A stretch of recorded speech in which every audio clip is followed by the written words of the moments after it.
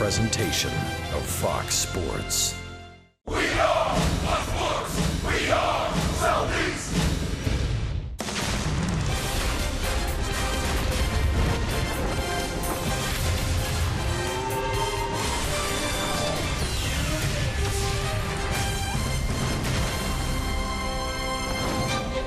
Under some cloudy skies in Atlanta, Georgia, it's time for Game 3 of the 4-game series between the Atlanta Braves and the San Francisco Giants. And a lot of Atlanta Braves, young, old, Tim Hudson, Ryan Klesko, John Rocker, all here at the ballpark tonight. Good evening, everybody. Joe Simpson along with Paul Bird. We're going to try to hold the fort down tonight as Chip Carey is away for the graduation of his daughter, Summerlin. But we got a good pitching matchup tonight, Paul, with Williams Perez on the mound. He's been pitching great baseball. Yes, we do. This is the Venezuelan daily double. I'm going to start out with Williams Perez. And watch all these pitches, Joe. They're down at the knees. They're going to be breaking balls. He's teasing you to hit that fastball, and then he goes low. You see the check swing there to the lefty, ball down, gets the rollover, and here's the change down and away. The frustration with the shift on. Yeah, this guy throws a little bit of everything and keeps us in the game. You see those last 5 starts, outstanding. And he'll be opposed by a guy the Braves have never seen before, and that's Albert Suarez. So sometimes a little tough to scout a guy you haven't seen. What do you do when you haven't seen the guy before? Well, here's what it says. He throws 4 pitches, all for strikes, fastball, curveball, slider, change. He, too, is down on a lot of these pitches, but he's got the good heater, as you see, working away now. Worked out of the pen through 5 innings in Colorado. First major league start tonight. There you see it, 26 years old. Battled back for some surgeries, and he's paid his dues. Well, and they tell me that he's going to be able to throw as many as 90 pitches because they stretched him out down in the minor leagues, and he's been pitching in long relief for the Giants prior to this start in anticipation of a fill-in start. When we come back, a rookie on the rise, you bet. Malik Smith is playing great, and Art Kelsey visits with him when we come back.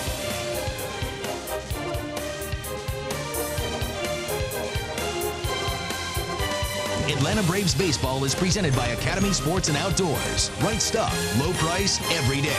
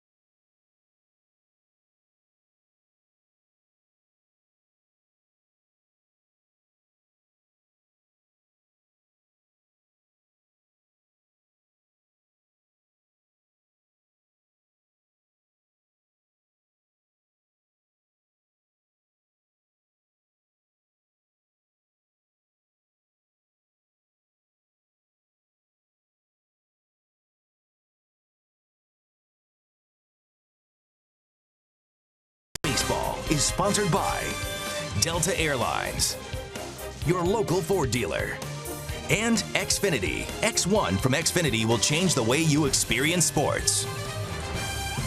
Welcome back to a warm and muggy day here at Turner Field for Game 3 of a 4-game series of the Braves versus the Giants. And Mallex Smith, he's been a bright spot for this Braves club so far. You know, in his first 29 hits as a Brave, 13 of them have gone for extra bases. And when they put Mallex in this lineup, they like seeing him in that 9-hole because they see him as a second leadoff guy, and he's doing just that. He's hitting .316 in his 16 starts from the 9-hole, and that takes us to our Zaxby's indescribably good play. Look at these ranks among the NL rookies. He is in the top 5 in steals, triples, doubles, and hits. And I spoke to him earlier about what he's learned since he's been up in the show.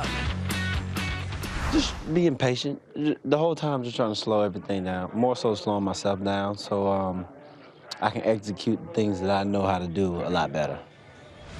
And when Mallex was originally called up, it was to take the spot of Ender Inciarte when he went down on that 15-day DL. They didn't know how long he's been up here, but he's really played his way into earning a spot on this 25-man roster, and they're hoping he can continue to do that tonight in the 9-hole. But guys, stay with us because we have first pitch and starting lineups of Game 3 of the Braves versus the Giants coming your way with Paul and Joe right after the break.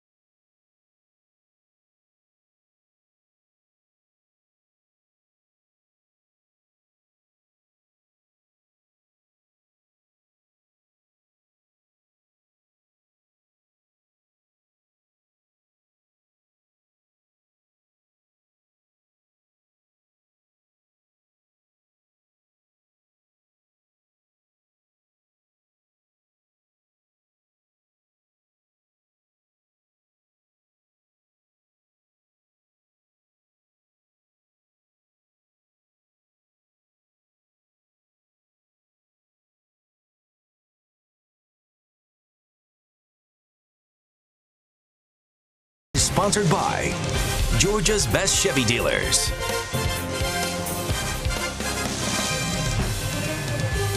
Braves have taken the field for Game 3 of this series with the Giants. And Williams Perez out there to make his 8th start of the year.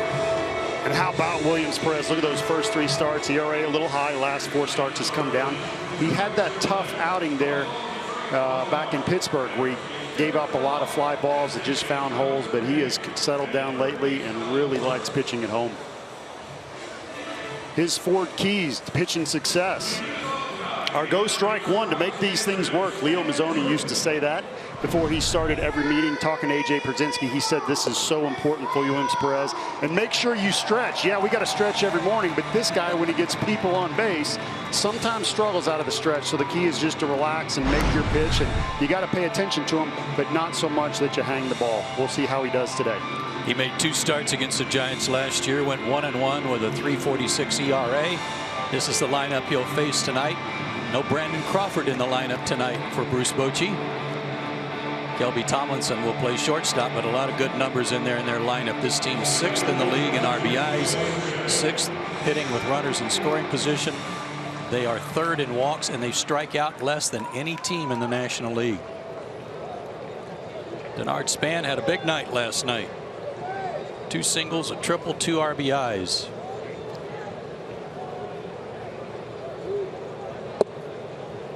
And the first pitch is a strike from Williams. There it is. There's the key right there. There's the key. That's what we talked about. And down in the zone right there. Williams throwing a lot of different pitches. And Span coming around with the offense right now, but talking to the guys, a very underrated, as they would say, defender. That'll be out of play. 0-2. Nice to have you here, Paul. And we wish the Carey family a lot of fun tonight. I know they're having a big graduation party down in Orlando and having a big old time. That's the greatest reason to miss ever, isn't it? Yes, for it family? is. Yes, it is. Family. So, Chip, we hope you are having a blast.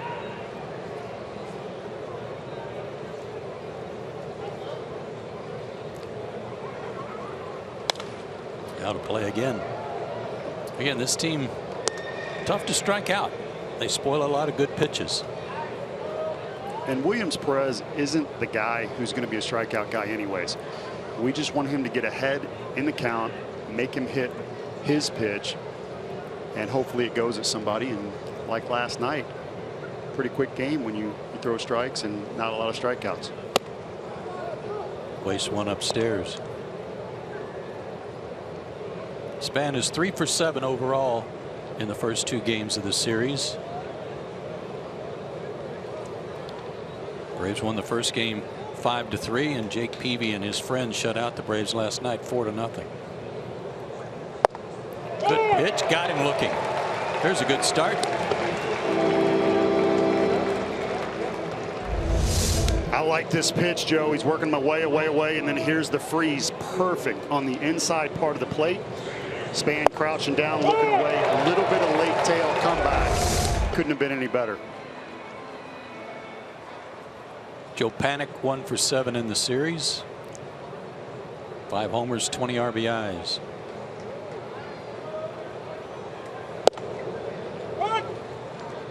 First pitch strike. He was listening to us, Joe. Well, you know what you're talking about. And I know AJ's sitting back there thinking the same thing. You know, I was talking to some hitters earlier, and some pitchers, excuse me, and I said, you know, you can literally make a hitter a worse hitter just by getting ahead in the count. You know, if you can say, I can make this hitter on edge, I can make him miss the ball, I can make him anxious just by getting ahead in the count. I'll just say make him less comfortable. I think that's a real good description. I think from a hitter's standpoint, it's like the pitcher's put me on notice that he's going to throw me strikes. I better be ready. And I can't throw 95, but I can throw strikes, and I can get ahead, and I can make that hitter uncomfortable or swing at my pitch, and that's something everybody can do. Breaking ball, playable for Kelly Johnson, and quickly 2 down. Here's the Braves defensive setup tonight. Smith, Inciarte, and Markakis from left to right. Garcia, Beckham, Johnson, and Freeman third to first. And A.J. Brzezinski getting the start behind the plate.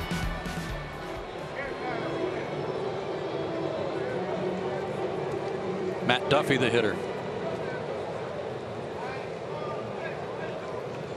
Did not start last night. He got plunked by a pitch in game 1, and they held him out of the start last night, but he did come in later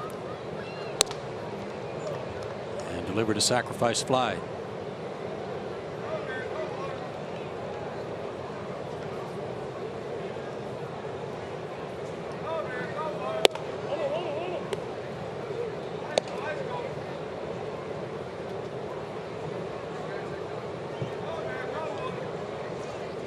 Duffy faced Williams Perez last year in those 2 starts. He was 1 for 7.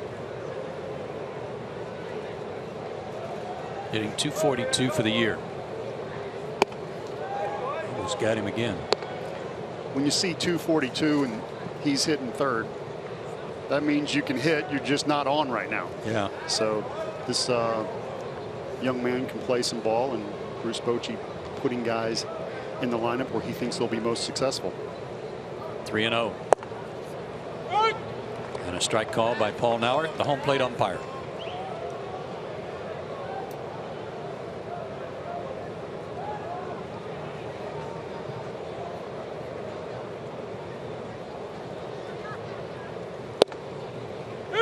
Burned the edge on a hitter's count. Nice pitch.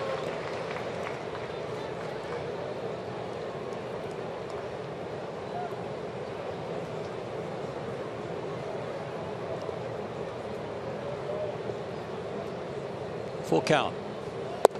Lost him. First walk of the night for Williams. That's his 13th of the year in 39 innings.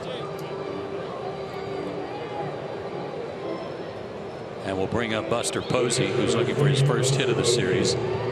Only a pinch hit appearance in game 1, went 0 for 4 last night. This guy's pretty good. You see the 272 average, 7 home runs, but I'll tell you what, for squatting, getting behind the plate all the time, to have those consistent year in, year out numbers, really special.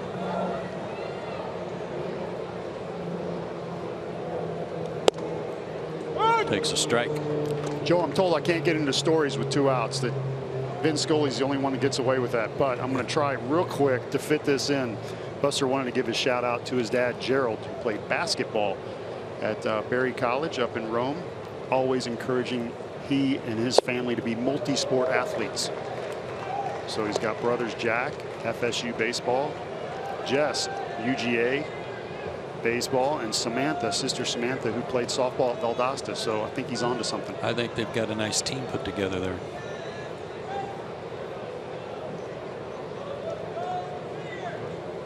Perez ahead 0-2. Good idea to throw over. Duffy swiped 7 bases.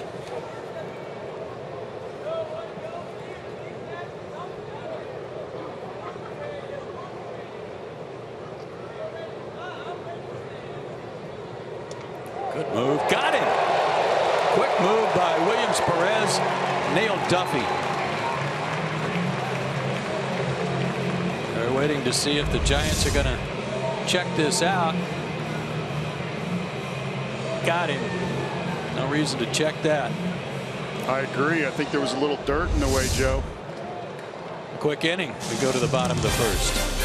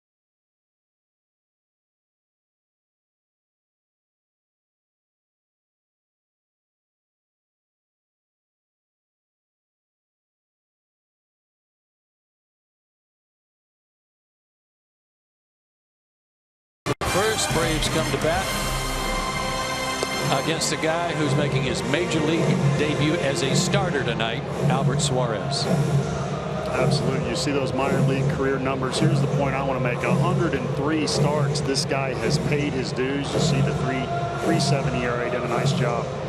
Double-A last year with the Angels. Picked up in the offseason, and a lot of respect from his teammates for this young man.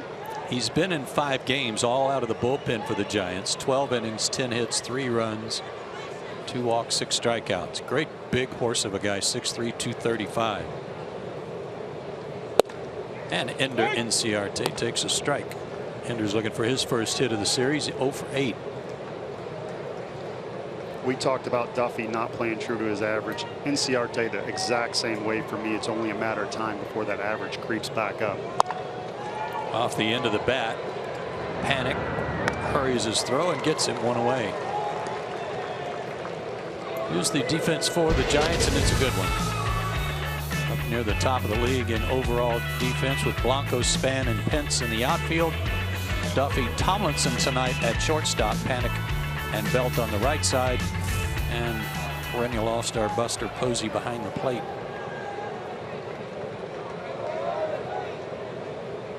Gordon Beckham, the hitter. He's had a good homestand, 7 for 27, 2 homers. 1 for 7 in the series.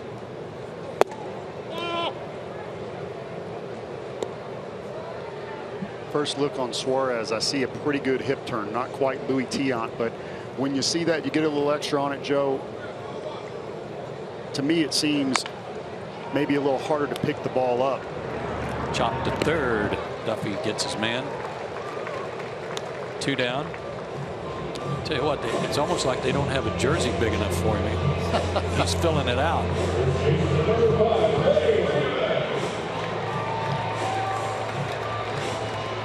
You mentioned his numbers in Double-A last year, Paul, and his .298 ERA was the best in the Texas League last year. Freddie Freeman, also 1 for 7 in the series.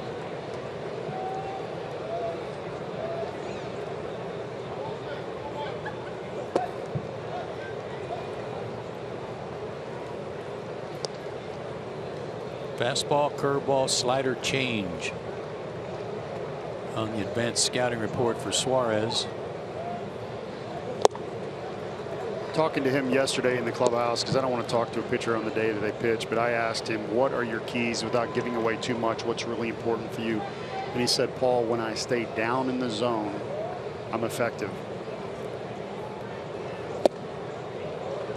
And so far, so good with that. You can see on Fox Track where all those pitches are down and away, and he's really trying to stay down. And then talking to pitching coach Dave Rigetti, he said sometimes he has to slow down. When he can stay back and slow down with that turn, he's better at spinning it. So even his breaking ball is better when he relaxes and gets that good hip turn, which we're seeing tonight. Well, speaking of hip turns, I mean, we saw Jeff Samardzija here in game 1, and he almost turns his number to facing the hitter. So this must be something the Giants like and teach. Struck out Freeman. Braves go in order in his first inning as a starter.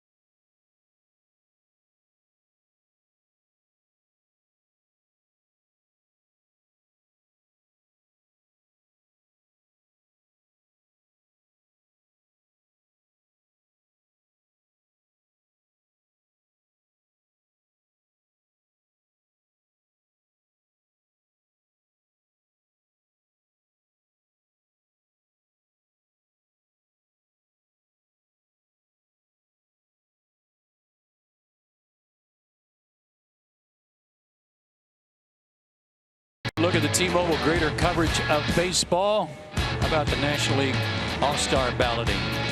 First results have come out. You think they like the Cubs? I think the Cubs are in good shape, not just in the standings. And I thought Bryce Harper would maybe have a little more, but pretty evenly distributed. There's a hat for you. Birdie. I have never seen a hat like that. It's got some sparkle. I'm sure those are diamonds too. It's a little gaudy, but hey, whatever works. That would definitely cover my forehead, and that's tough to do.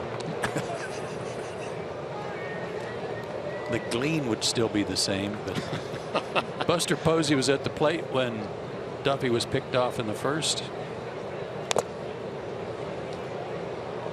So he's behind in the count again, 0-2. He was 3 for 3 off of Williams Perez last year.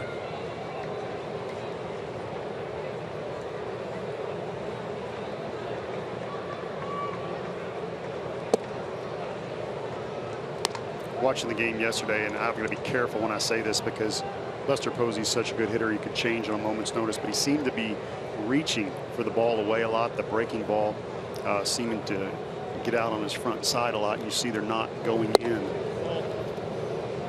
Yeah, he struck out his last time up looking last night, and it seems to me that it worked him away and then busted him in. And that's going to change. That's only a matter of time. 2-2 pitch. Full count.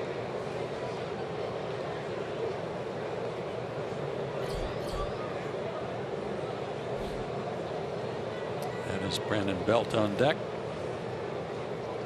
He'll be followed by Hunter Pence. Payoff. Off his foot, foul.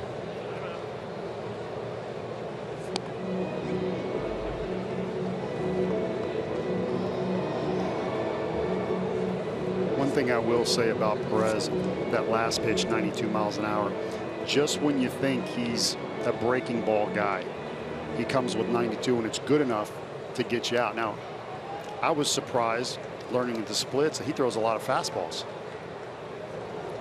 Yeah, when I saw that too, I was surprised.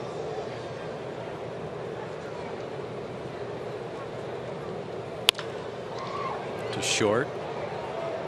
And Gordon Beckham handles it, 1 away.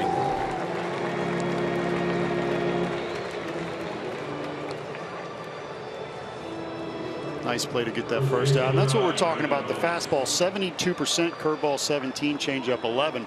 I would have guessed a different ratio, just being honest. He mixes in a changeup, and the two-seamer sometimes can look like a changeup, and maybe one of those guys where the hitters come back to the dugout and they say, hey, what's he doing? What is it? And they're not real sure if it's a two-seamer or a change. Kind of a little funky, herky-jerky delivery, and then 92 miles an hour. Yeah, he's got a good arm and reaches back for a little extra when he needs it. Brandon Belt, 2 for 7 with a homer in the series.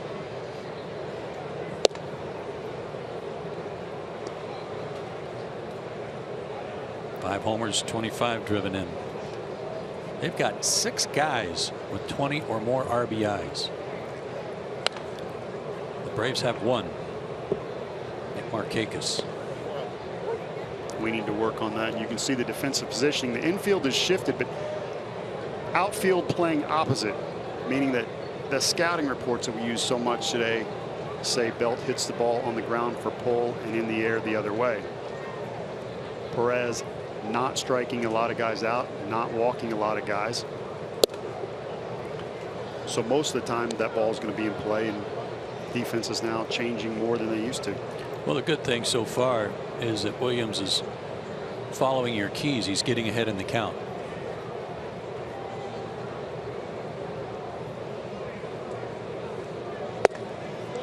Good try, but missed. Full count.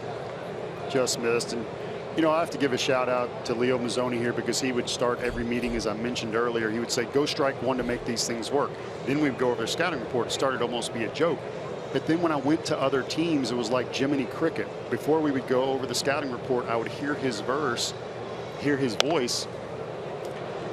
And it's almost like saying none of this stuff works if you're behind in the count. But if you go strike one and you get ahead in the count, now we can apply all this.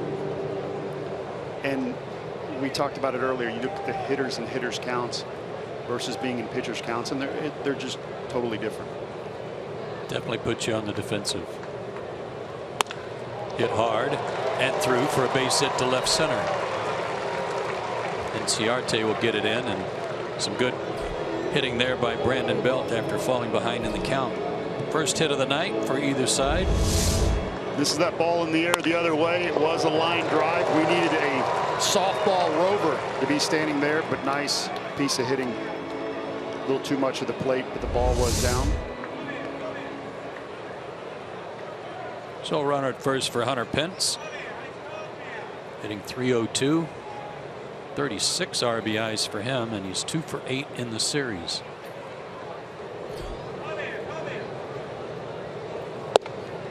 And a first pitch strike.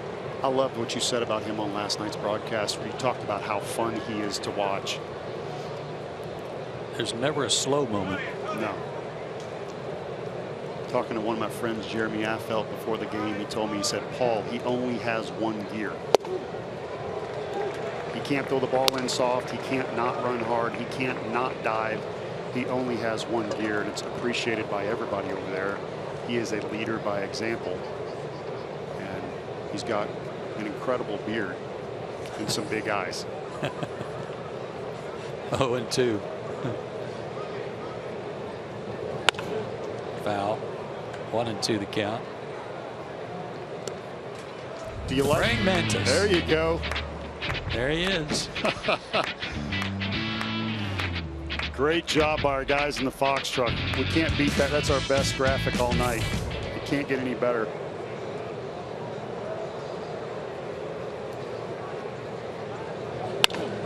Left that one up a little bit. Might be 2 though. Have to hurry. Pitts gets down the line quickly and prevents that from happening.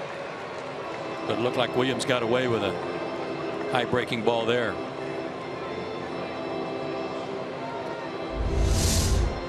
You can see Pence's frustration, just missing a mistake there. Nice turn. Pence getting down the line.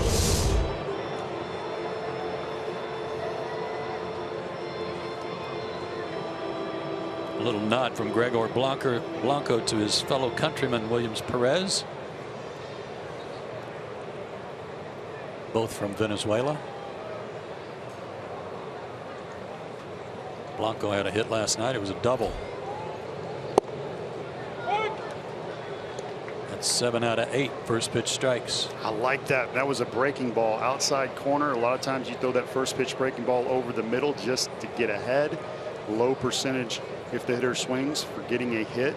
He put it on the corner.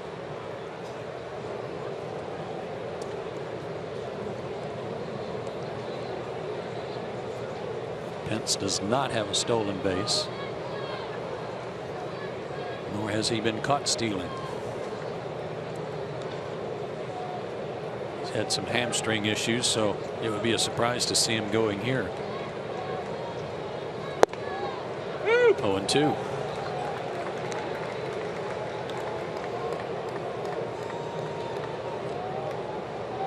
Williams is 25 years old, 6'1", 230.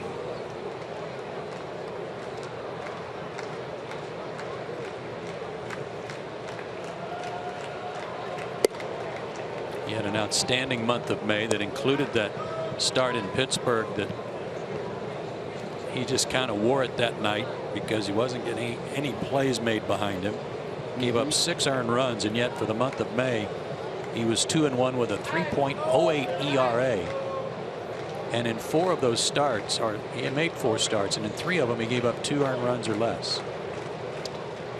When you have a pitcher that's going to give up a lot of contact, and what I mean, he's not going to strike everybody out, the ball's going to be put in play a lot, you are just going to have nights where you're going to have to put up with that law of averages. It's just not going to go to somebody. In that case, in Pittsburgh, maybe we could have had a play made here or there. Guys were trying, but it just simply didn't work out. Ball an inch off the glove, kicked off the glove. But he didn't pitch poorly that night. No, he didn't. He really didn't. He was getting ground balls.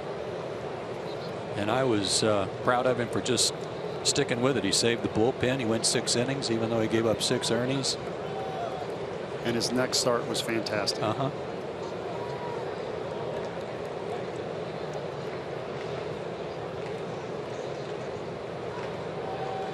2-2. Another full count. He's getting ahead, but he's also going to some deep counts, and the next pitch will be number 41. Tomlinson on deck.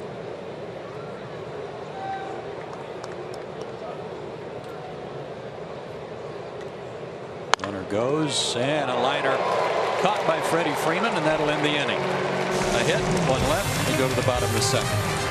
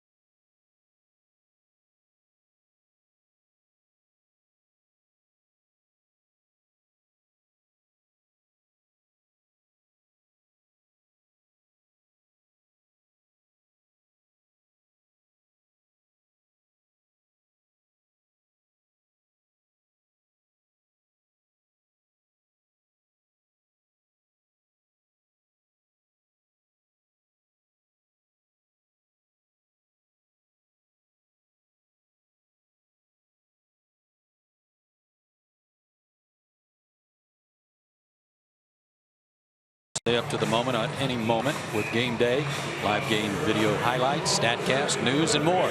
Download MLB.com at Bat, the #1 app for live baseball on your phone or tablet.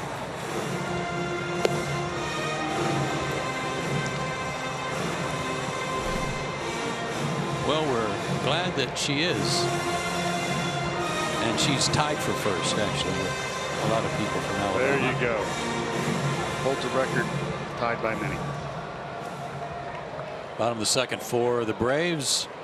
Garcia, Markakis, and Kelly Johnson due up.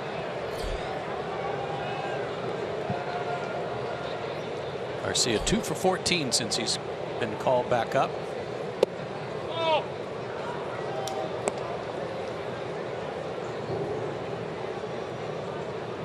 In the cleanup spot tonight.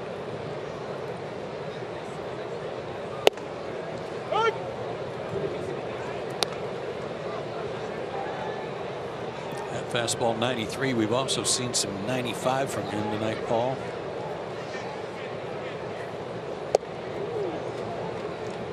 Got a great arm, and you know it's hard. I think the advantage is to the pitcher when the pitcher has 4 pitches and the hitter hasn't seen him before. As a starter, you're probably not going to see all 4 in one at bat. So you come up the next at bat and you're not sure what his slider looks like or his curveball looks like. And so you tell me, as a hitter, do you want to see a couple pitches? You bet. Do you get more comfortable? Yeah.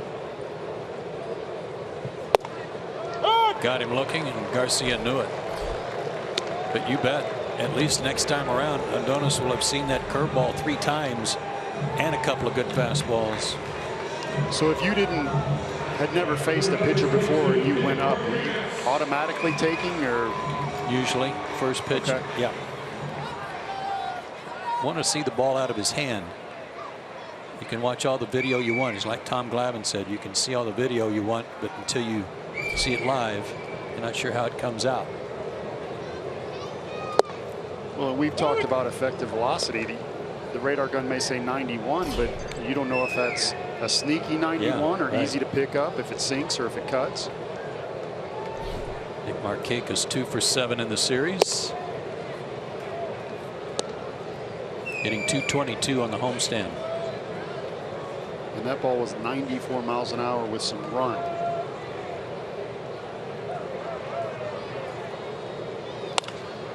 Lined hard but foul.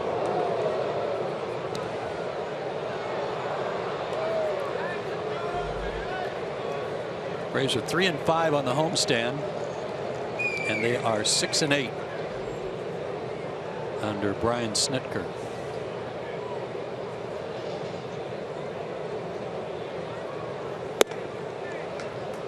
Two and two.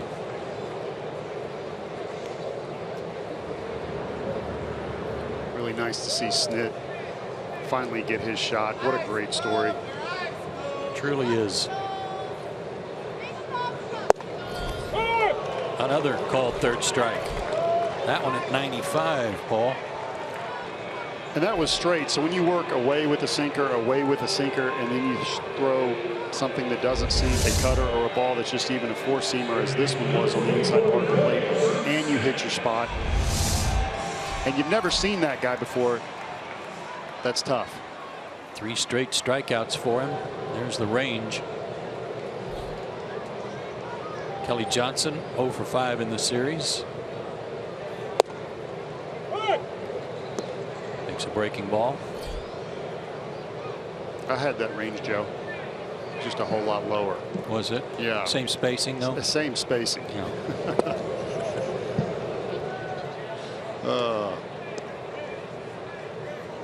Take Peavy with his best effort of the year last night. 7 innings of 1 hit. Shutout ball, no walks, 3 strikeouts.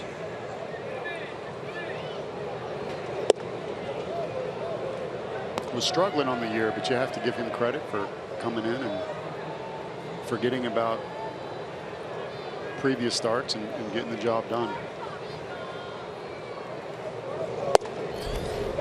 Man, oh man, he's burning some corners.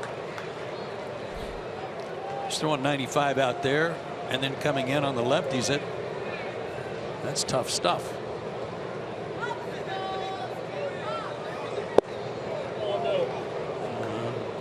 That was a pretty good pitch that Posey may have cost him. It was. Posey pulling a little bit right there, you know, and a very good defensive catcher. But yes, I agree with you. I think that may have cost him. Full count to third, and Duffy with a nice play. 6 up and 6 down for Suarez. Go to the third.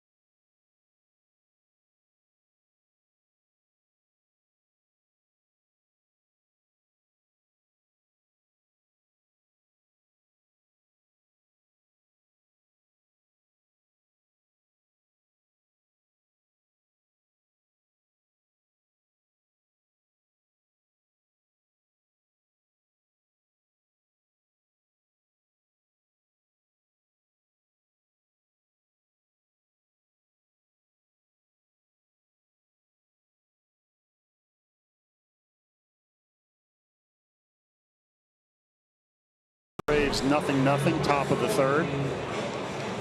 And Bo Porter, talking to him earlier, talking about Snitker, he also has major league experience as a manager. And he said Snit did such a nice job of listening and evaluating when he first got here. He didn't come in and make a ton of changes. He listened and he just watched the way the guys play, and now he's starting to put his stamp on the team and do exactly what he wants to do. I thought that was a great compliment from Bo. One of the evidences of that stamp is the outfield, changing up the outfield, putting Malik in left, and you're in center. Agreed. And you liked that. I do like that. I thought that was a good move. As Kelby Tomlinson leads off the third. but he also was shuffling the lineup, just moving guys around in different places in the lineup. He said, and he admitted, he said, just trying to find something that works. I applauded him for that too. I thought that was terrific. Just in case you haven't heard the story of Snit by now, first started in 1981 with the Braves as a player in '77. That's a long time ago. I said, hey, did you ever think about it's not worth it quitting? And he said there was a time in Macon in 1997 when I almost quit. And he said, Paul, I was standing out at third base coaching, and I thought of my son Troy, and I thought, you know, I'm watching everybody else's at bat and I'm missing my own son's. And he questioned whether or not it was worth it, and he almost walked away. Shout out to his wife Ronnie, who always brought the kids out each summer. But you still miss a lot. He said, Paul, I was gone from February through September, and it was tough. Another opportunity for Beckham. One out. But the ending of the story is great, as his son Troy is now a Gulf Coast League hitting coach. Right. Just couldn't have messed him up too bad. No, I don't think so. But what a great lesson in perseverance. And I think we all have those moments, especially in this game, where you just spend a lot of time away from the family. And Brian Snitker is the story right now for me of just perseverance, and just, God, what a great job. And everybody likes playing for him. Yeah, so far it's been a wonderful experience knowing that he had waited so long for the opportunity. Suarez, the pitcher up there, and he's a good hitting pitcher, I'm told.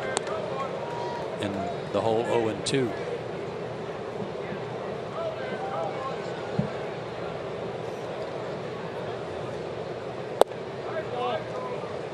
They tell me the pitcher's batting practice for the Giants is something to watch.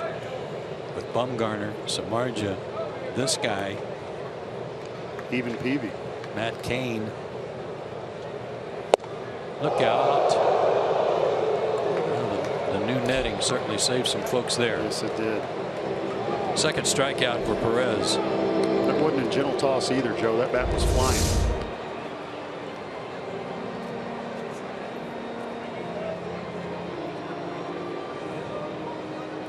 Well, you're the hitter. Do you forget to put his thumb on the bat? Two hands usually helps. Two hands.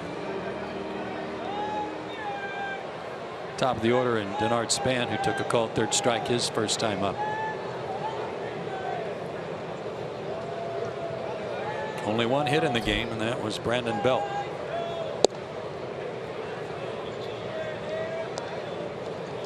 And remember, the Braves only had one hit last night.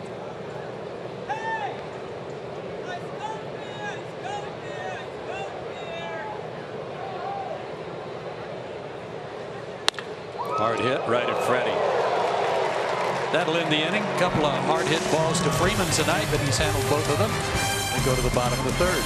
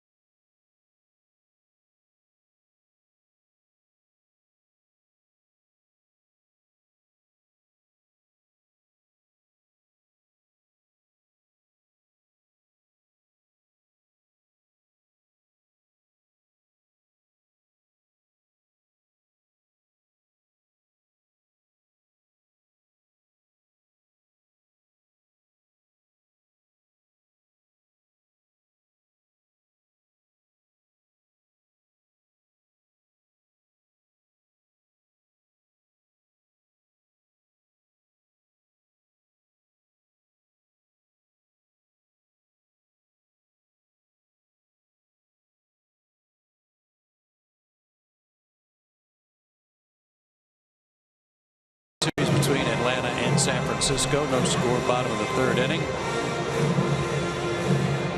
Bottom third of the order for the Braves. Krasinski, Perez, and Smith. AJ's average at 206. He's 1 for 11 on the homestand. Spent some time with the Giants.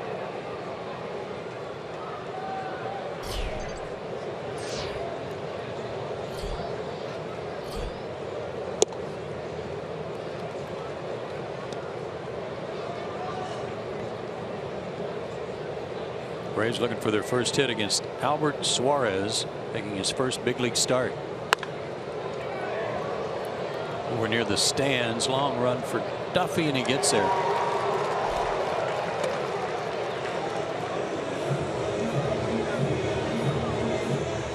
And Williams Perez, batting 8th in the order, comes to the plate. I also like this, Paul, something that Freddie Gonzalez also employed with the likes of Mallex Smith, batting him 9th. I like having 2 leadoff hitters by hitting the pitcher 8th.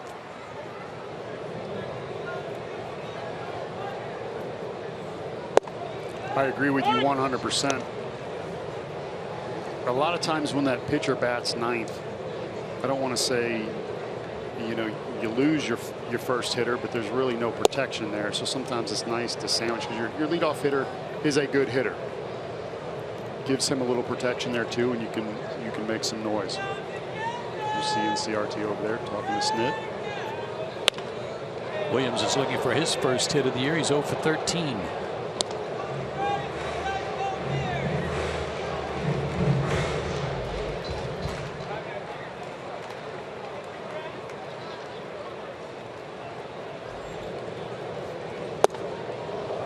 And his fellow Venezuelan gets him. That's 4 strikeouts for Suarez. That's the 1-2 breaking ball, Joe. That's the game within the game. When you're a pitcher and your fellow pitcher looks really bad, then you want to, you know when you come up to the plate, he's going to try to make you look bad. Yeah.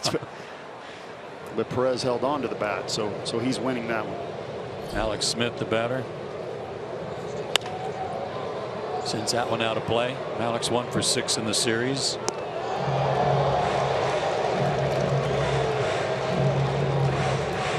That one hit was a doozy.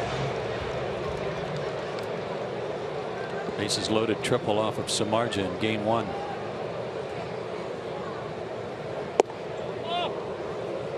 I've really been impressed with him. I knew that when he came up, he was fast. We all knew that, but I didn't know his makeup was so great. He is somebody that when he doesn't have the best game, it doesn't bother him. You walk in the locker room, he doesn't look like he's ready to jump off a cliff. He just says, hey, I'm learning. I just got here. I'm going to get better. And he's coming up with the big hits. No, he's not hitting 350, but he is coming up with some really big hits. Having fun, learning. This guy's going to be up here for a long time. Yeah, I think so too. He's just going to get better. And he's fun to watch. No doubt. Full count. He does have to work on his base running a little bit. I think once he learns some of the pitchers, becomes a better base stealer, and applies that speed, a whole new dimension will open up for him. To the right side. Belt's got it. Will take it to the bag himself. And another 1-2-3 inning. That's 9 up and 9 down for Suarez.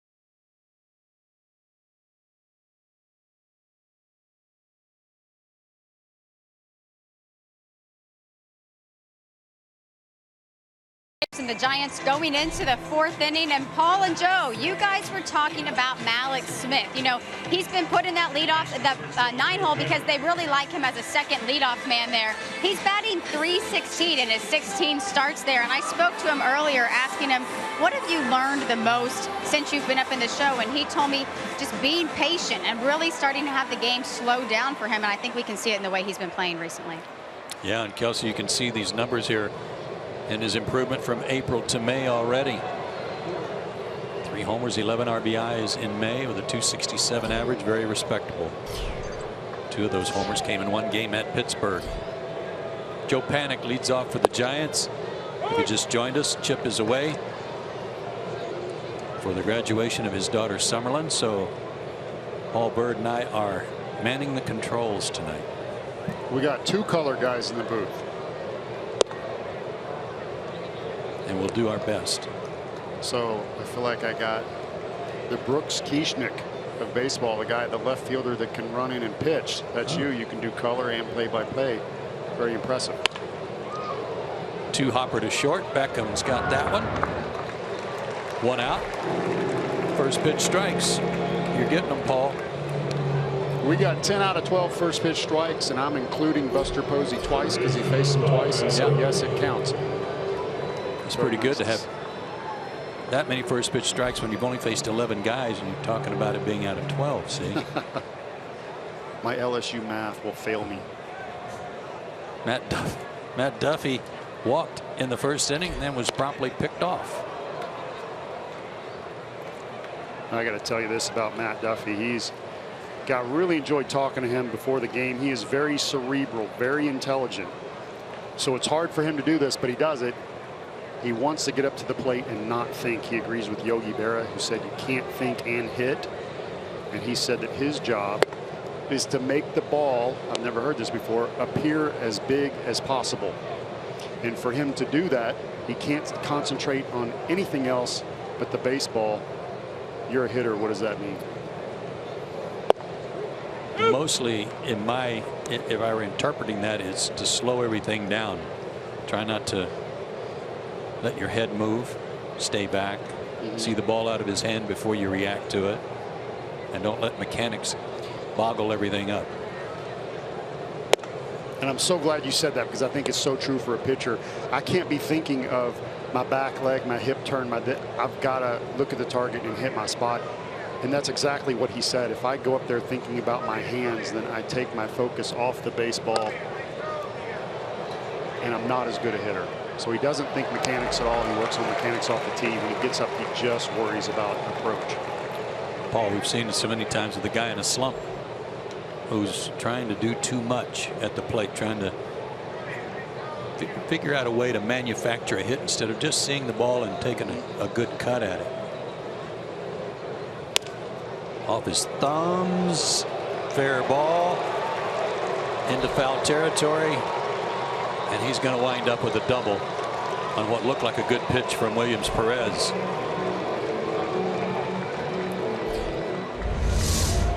And it was. This is the 2-seam fastball in on the hands.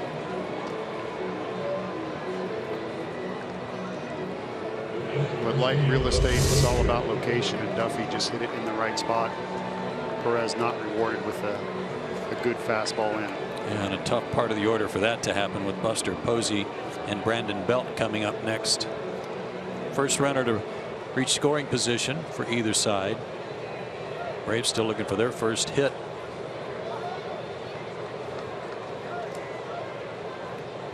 Posey's 0 for 6 in the series in a ballpark where he always has hit well.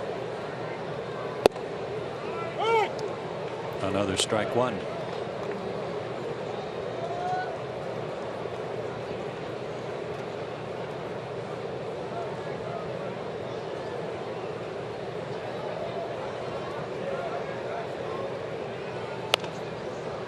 Fought that off. Defense is shaded pull on the infield. That's the first pitch we've seen them try to go in, and it was nice. You could see Posey diving. Loved the chess match between the pitcher and a great hitter here, who you absolutely have to work both sides of the plate when there's a good hitter up at the plate. You may be able to stay away first at bat, but you can't continue to live out there. Takes that one low. He's only got 2 plate appearances, counting this one, but he's been 0-2 3 times. He was behind in the count when Duffy got picked off to end the first.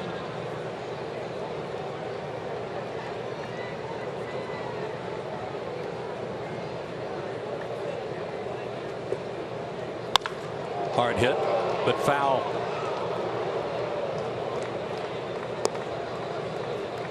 Tried to come in again. He did. You can only go to the well so many times. Once you see that, you see the reaction. Nice keeping his hands in. I got to get a message to Williams Perez, breaking ball away. How do I do it? It's pretty much a mojo thing. Yeah. Okay. Yeah. Telepathic. I got to get cerebral like Duffy. Yeah.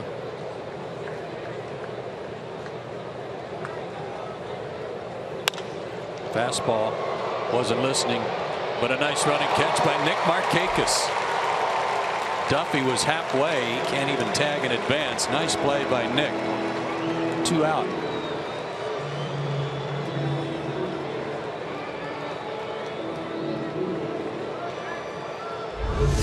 And Brandon Belt will be the batter. Fastball away, elevated a little bit. Posey stays on it, ball up and away, and Markakis with a nice running grab. I got to tell you this, according to MLB.com, the outfield defenses that took the biggest steps forward from last year are the Dodgers, Cubs, and Braves, according to StatCast, and the defensive runs saved. So that's a very big positive. No question about it. These 3 guys, and anytime Francoeur's out there, add him to the mix. 4 guys can flat out play some outfield defense. Another strike 1, this time to Belt, who singled his first time up.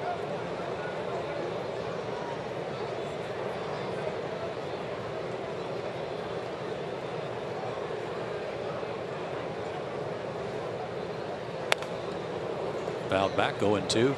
Time for our Georgia lottery hitting the jackpot, and it's about that outfield defense, Paul. There we go. Braves outfield assist this season, first with 14, and the defensive run saves we talked about also first with 12. You really got to like that if you're a fly ball pitcher, especially, huh? You betcha. You know that if it stays in the ballpark, those guys have got a chance. Markakis is solid. I don't see him having the best speed in the league, but he's solid. Now we got 2 center fielders out there. We got a center fielder in left in Malik Smith. We got another center fielder out in center who at times I've said, you know, VCR, I look like I hit fast forward. I was corrected. It's DVD player now. Nobody knew what I was talking about. But Inciarte literally can fly. And so when you have 2 center fielders and you have a guy that's really solid, you know, that needs to be brought out. So that's, you know, combine that with these young pitchers. That's a good thing. That's what I said last night about Inciarte is, and what Brian Snitker said, it's his experience over Malik's that has Inciarte in center, and reading hitters, reading the ball off the bat, and he gets outstanding jumps on the ball. 1-2 the count to Belt. Stands him up. And we were also talking about his arm. Very accurate. And in Kansas City from left field, threw the ball in at 93.8 miles an hour. Right.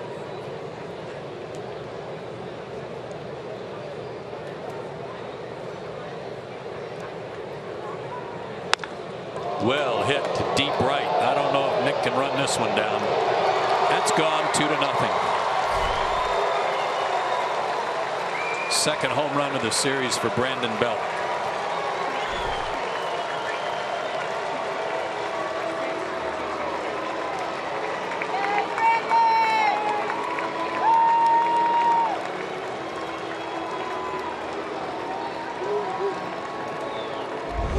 As a pitcher, this can be frustrating. The changeup down, not a bad pitch.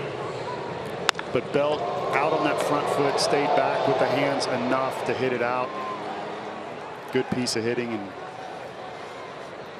unfortunately, the big 2-out hit.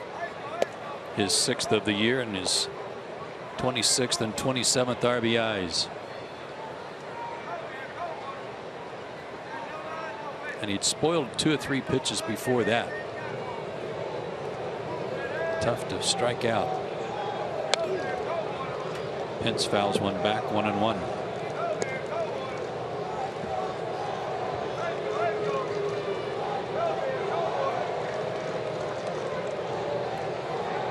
Pence right at an even 300 for the year.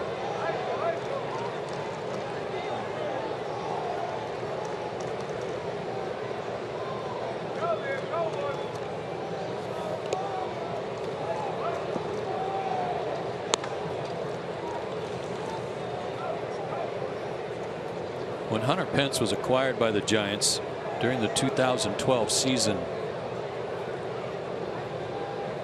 he made an immediate impact on a team that was headed to the World Series and a World Championship.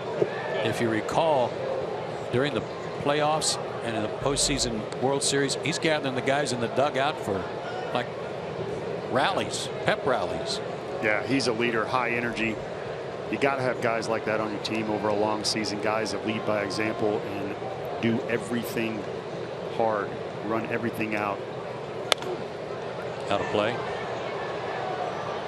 It's contagious is what I'm trying to say. Yeah, it is. And he became a fan favorite immediately in San Francisco. He was acquired at the trading deadline for Nate Schierholtz, Tommy Joseph, and Seth Rosen, who went to the Phillies. Tough play for Garcia. Tries a bare hand. And Pence, who's had some leg problems and had just been activated, comes up short, trying to get that base hit, and it looks like the hamstring. What a big blow that's going to be to the Giants if that's an injury to the same leg.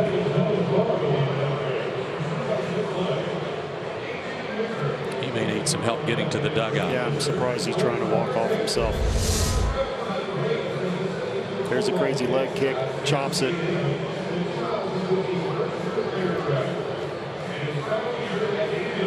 And in obvious pain as he was trying to dig that out and had to pull up.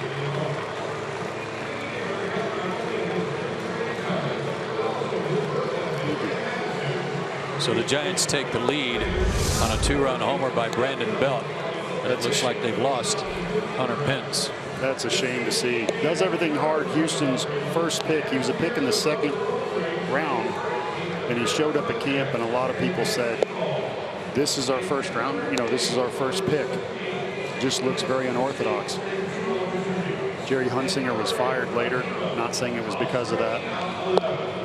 Ben Zobrist also in that draft. In talking to Pence, he said it really took a while for people to believe in him because he was so unorthodox. Yeah. You know, if he goes 4 for 4, you see it. But he would be a guy that if he went 0 for 4, you may not. You say, gosh, this guy's a little different.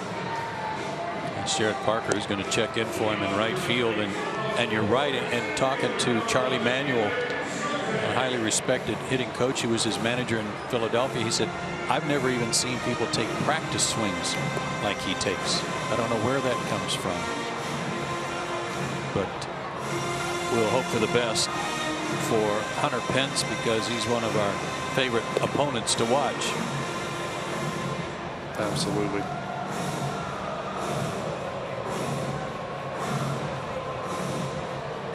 Well, and Joe, let's talk a little more Alberto Suarez.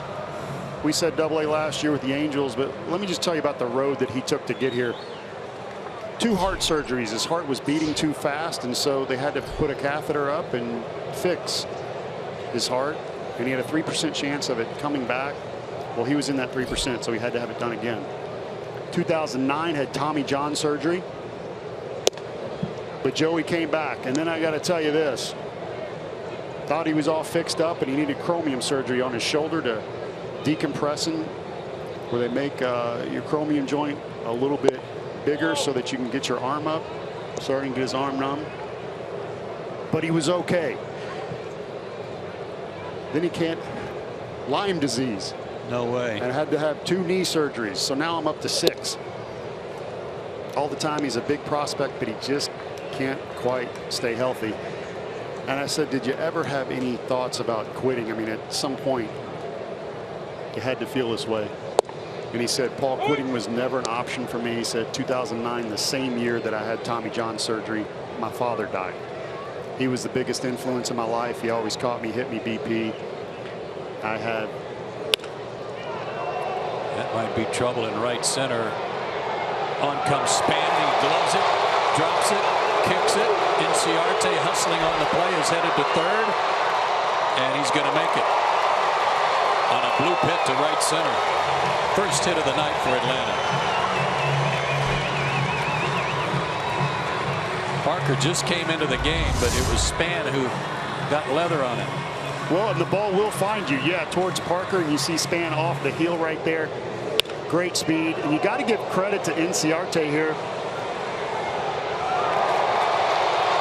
Turning the burners on right there. Watch this round a second, just absolutely flying.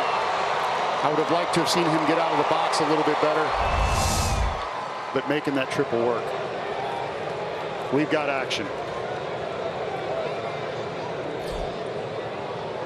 Gordon Beckham grounded out his first time up. Finisher.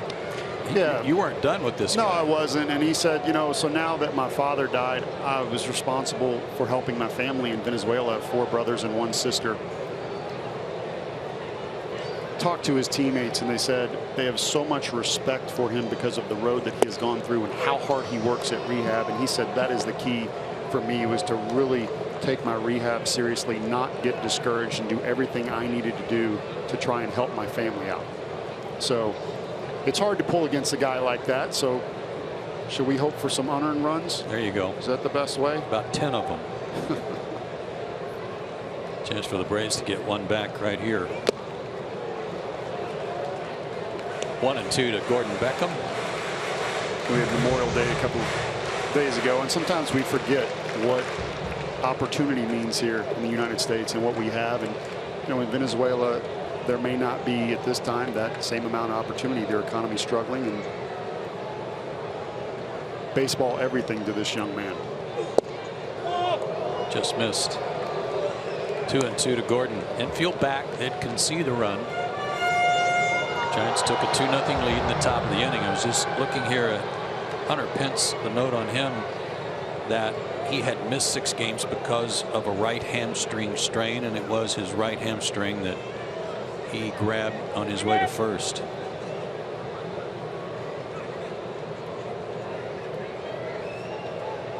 And we hope, even though it didn't look good, hope it's not severe.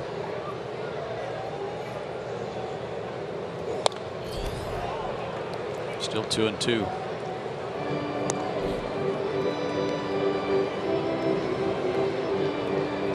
$15 RBIs for Gordon. I've really enjoyed watching him play this year. He is so happy to be back home. Westminster Academy very proud. Down the street here in Atlanta.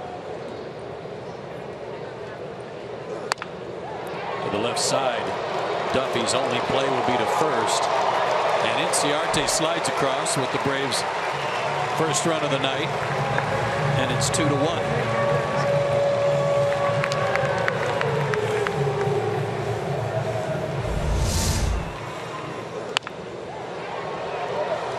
Reaching out, getting the job done. Inciarte taking no chances sliding, even though Freddie was telling him to hold up. You're safe. And we're on the board. Braves strike back after that bloop wasn't caught and then kicked. Freddie struck out his first time.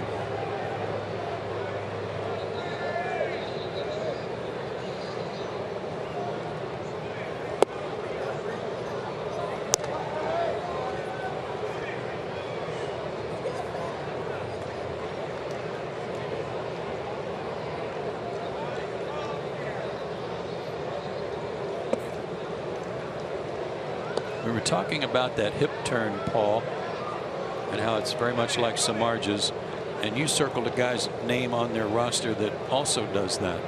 Johnny Cueto does it more than any of the other guys.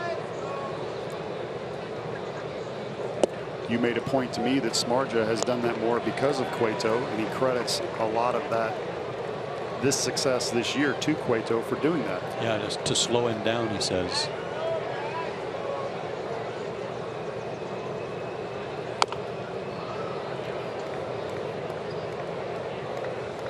Well, that was not a 3-1 type swing from Freddie Freeman. That ball must have had a lot of action on it.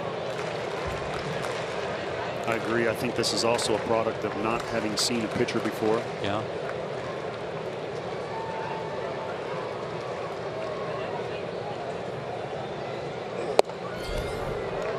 First walk. Tried to hit that spot inside that he'd been nailing in the first couple of innings, but missed there. So 1-out walk, and Adonis Garcia, the batter, he took a called third his first time. A stretch of 3 straight strikeouts by Suarez over the first and second inning.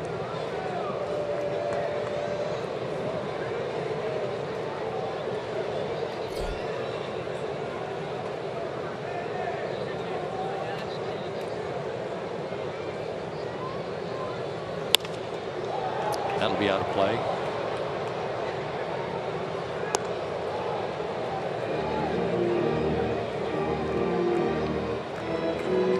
Giants already missing Angel Pagan out of their outfield, who's been oftentimes injured for his Giants career, but a good player. He's on the DL. Remains to be seen if they're going to lose Hunter Pence the same way. Glove by the pitcher. Feeds Panic over to Belt. Double play. 1-4-3. Braves get a run. Cut the lead. It's 2-1 Giants.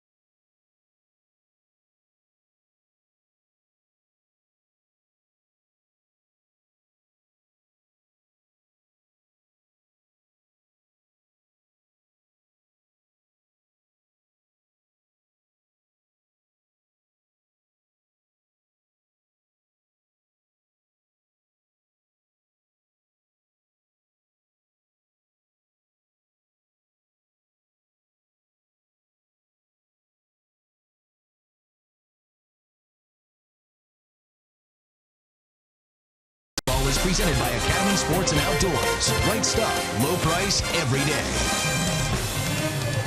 Joe Simpson, Paul Bird back with you at Turner Field. 2-1 Giants. Bottom third of the order for San Francisco as we go to the 5th inning. Gordon Beckham with an RBI there in the bottom of the 4th. Gregor Blanco drops a bunt down. AJ pounces but can't pick it up cleanly. And it'll be a base hit.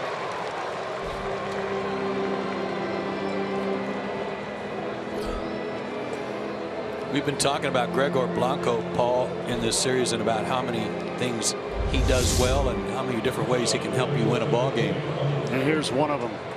Some people would say the lost art of bunting. That one's perfect. Perez with the first pitch strike, doing the job. Blanco, knowing he's going to be around the plate, drops one down. Kelby Tomlinson grounded out his first time. He's playing it short tonight for Brandon Crawford, who gets a rest. Buster Posey got most of a night off 2 nights ago.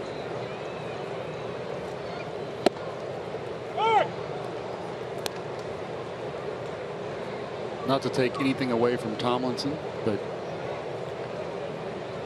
Crawford, one of the best in the business. I was going to enjoy talking about him tonight. You can still talk about him. Is that allowed? Oh, yeah. You talk about a guy on the bench? Yeah, right after this pitch. You're on. All right. So I was able to talk about Crawford. I said, hey, what's the secret? He says, Paul, I love taking ground balls. Love it. More than hitting. I go, I've never heard that before. He said, exactly, because guys at BP want to see how far they can hit it. I would rather be out at shortstop fielding ground balls. I said, man, that's incredible. I said, what's the secret to ground ball? He said, timing. I said, I started out in spring training and they roll balls 3 feet away from me. And I just work on my feet, getting rhythm with my hands. I don't need the ball hit at me hard at that time. I'm just working on dancing. Thought it was very neat. Talked to Sean Dunston. He said, Paul, that's what I couldn't do. Love Sean Dunston. Threw the ball across the diamond 95 miles an hour. He said, Paul, I did everything hard. I was too fast. I couldn't slow the game down. We heard Malik Smith, Kelsey mentioned earlier about him saying, I'm learning to slow the game down. Sean Dunston said, when I got to spring training and I saw Crawford catch ground balls, I said, man, this guy's timing is incredible. Even when a shot's hit to him, he's nice and slow. Doesn't panic. Smooth.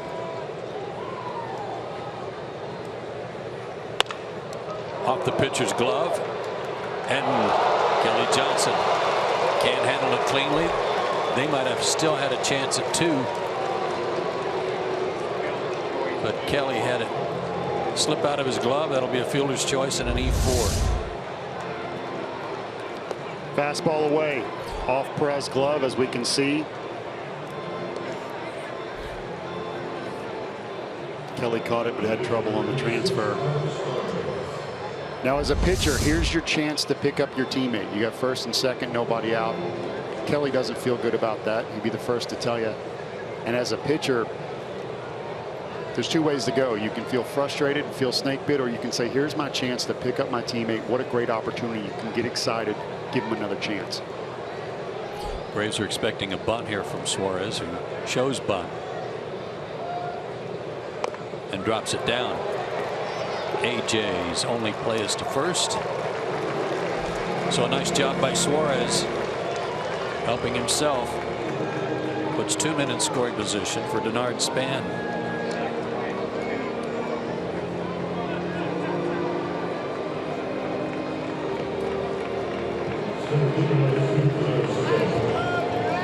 Span has struck out looking, and he is lined to first. Braves down 2-1. We're in the 5th inning.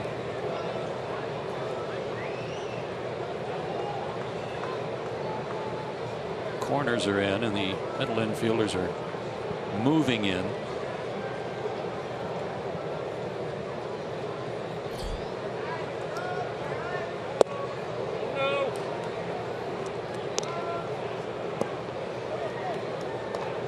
Span joined the 20-plus RBI ranks last night.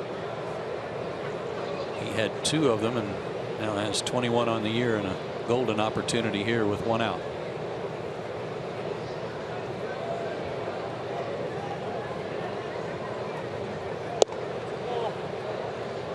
(2-0).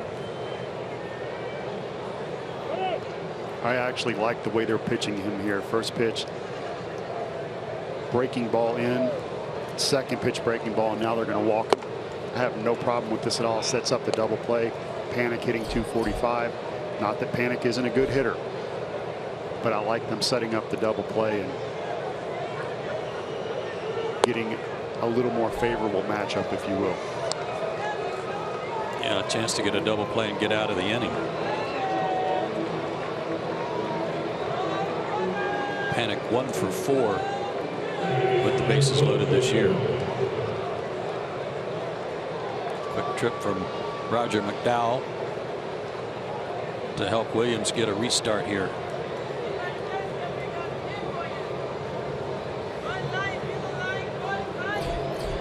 Alexi Ogando is loosening up.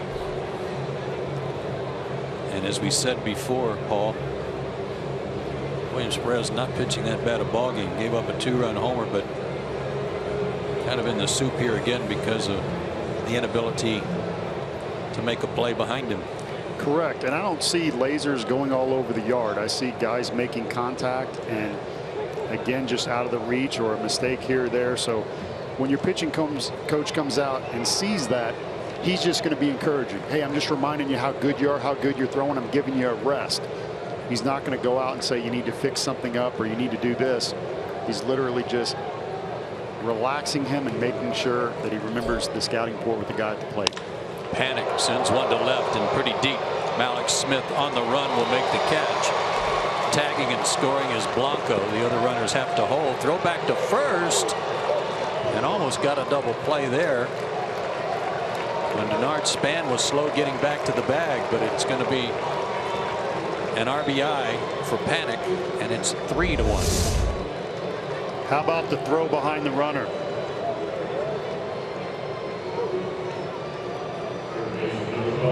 Nice save there by Freddie Freeman. Very nice.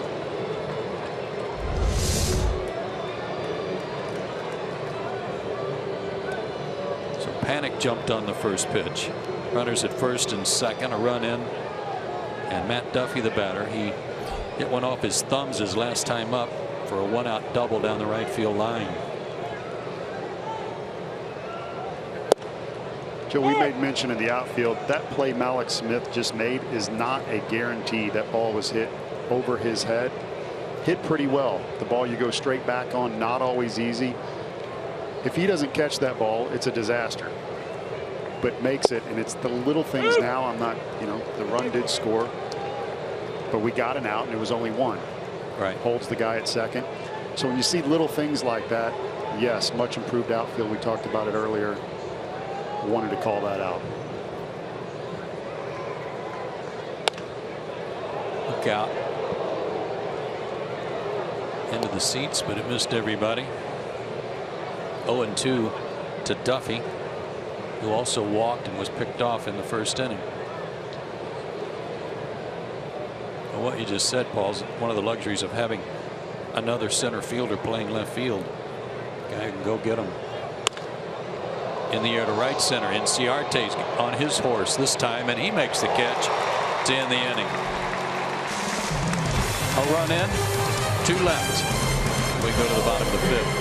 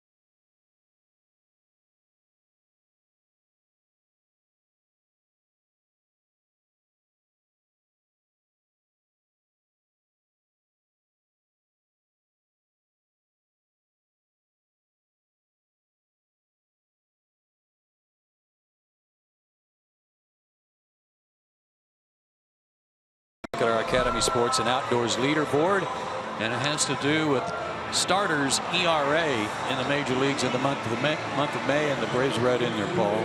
Pretty good company right there, Joe.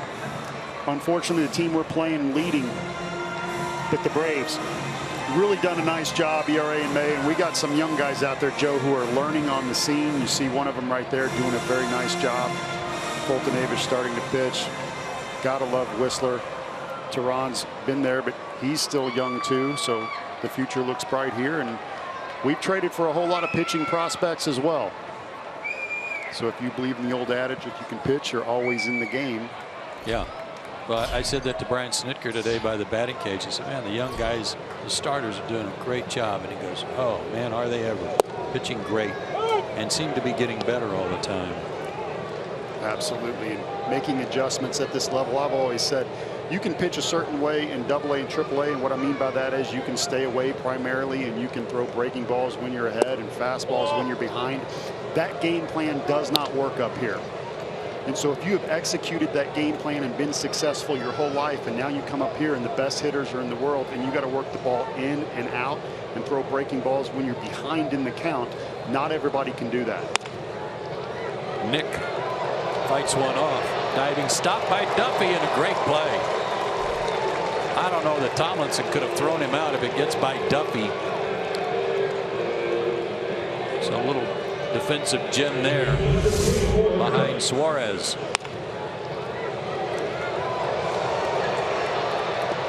Outstanding. Markakis fighting the ball off that's in on his hands, which he does so well. Go the other way and hit the ball to all fields.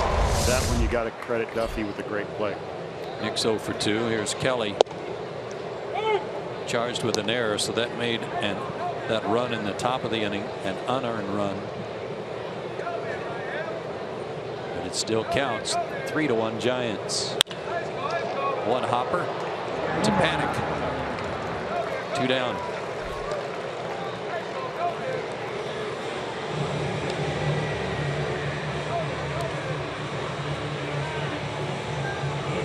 Suarez trying to have a quick shutdown inning, and he's succeeding so far. 2 out for AJ, who fouled out his first time up.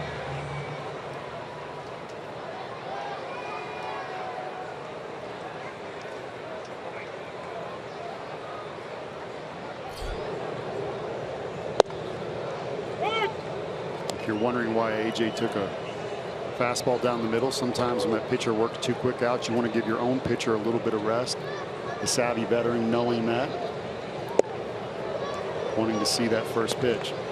Chase Darno has a bat in the on-deck circle. If AJ reaches, it would spell the end of the night, it would appear, for Williams Perez.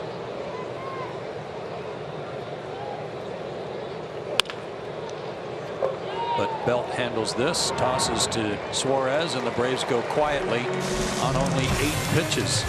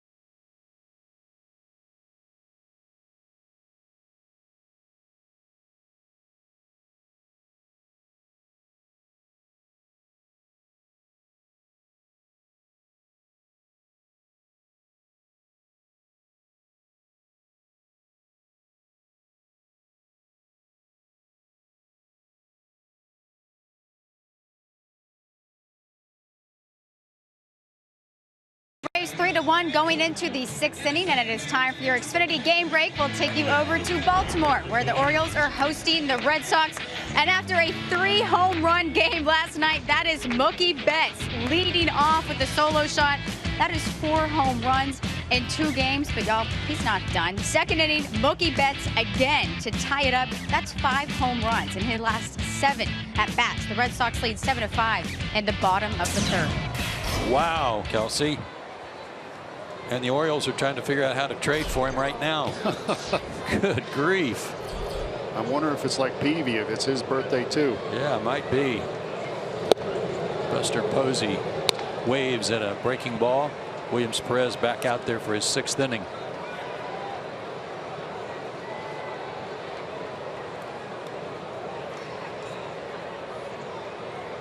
Posey lined out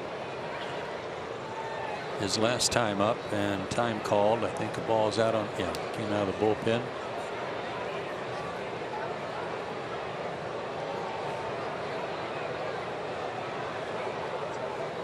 Ian Kroll loosening up out on the Braves pen. That's what happens when you throw the ball 96 miles an hour from the left side.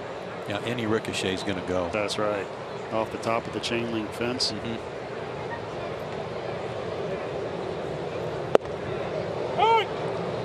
Fastball 0-2 again to Posey.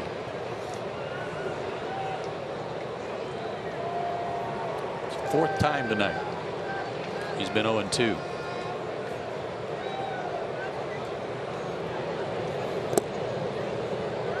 Primarily staying away with him. Last at bat they came in a couple times, but he has been struggling with soft away, as you saw in that first swing. Almost reaching for it, legs buckling a little bit. Now's your chance to come inside or go soft away. They're going to go fastball away. Oh no! Oh, mercy. AJ held that one there for Paul Nauert. Didn't get the call, but wanted it. Fastball away. Come on, Paul Nauert. You got to ring him up right there. Paul Nauert now living in the Atlanta area. Grew up in Louisville, Kentucky, where I am from. From 0-2 to 3-2. Paul was always tough on me because he did not want anybody to think he was giving me preferential treatment because we were the same hometown. That was confirmed when we did rehab together at Clancy Medical. And I had to get all over him when I heard that. He just started laughing. Well, no one could ever accuse him then, could they? That's right. You know, when you're young, you don't say anything, but then when you get older, you're allowed to look in there and say, come on. Always doing it in a respectful way. Pitch number 100 for Perez. Hit sharply to Beckham. Gordon's been right at home over there. Last 2 or 3 games playing shortstop. He's played well, 1 out. Season high in pitches for Williams Perez, by the way. When we talked about it last night, you made mention of Whistler starting to fly open late. You got to be real careful when you get up that 90, 100, 110 pitch mark. Not necessarily velocity, that may go down a little bit, but your mechanics, you can start to get tired. You factor in warm-up pitches. Now all of a sudden you've thrown 150, 160. Factor in a couple throws to first, and now everything is tired. And then depending on how hard you work throughout the game, how many guys were on, will also affect you, and you really have to concentrate on your mechanics. Brandon Belt has the big hit of the night. 2-run homer in the 4th. Sends this one to left, but Malik Smith is there. And there's 2 down. Williams Perez due up first in the Braves half of the 6th inning, so most likely this is his last inning.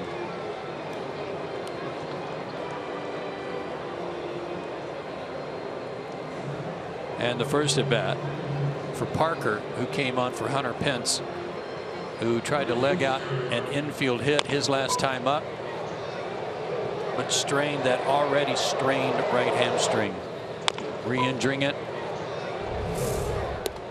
And a horrible sight for Bruce Bochy and the San Francisco Giants. No word yet on the severity. We talked about him earlier only having 1 year, coming back from hamstring injury, a slow chopper to third. Some guys would not test it there, say this is not the time to run hard. Again, Pence only knowing 1 speed. Yeah, he doesn't know how to do that. That's why we love watching him play. That's right. And how about Jared Parker, Joe? University of Virginia. Shout out to his coach, Kevin McMullen. He said if it wasn't for Kevin, he would never have played pro ball. Well, he just drilled one up the middle for a base hit. Make Kevin proud of him. That's right. You know why he said that?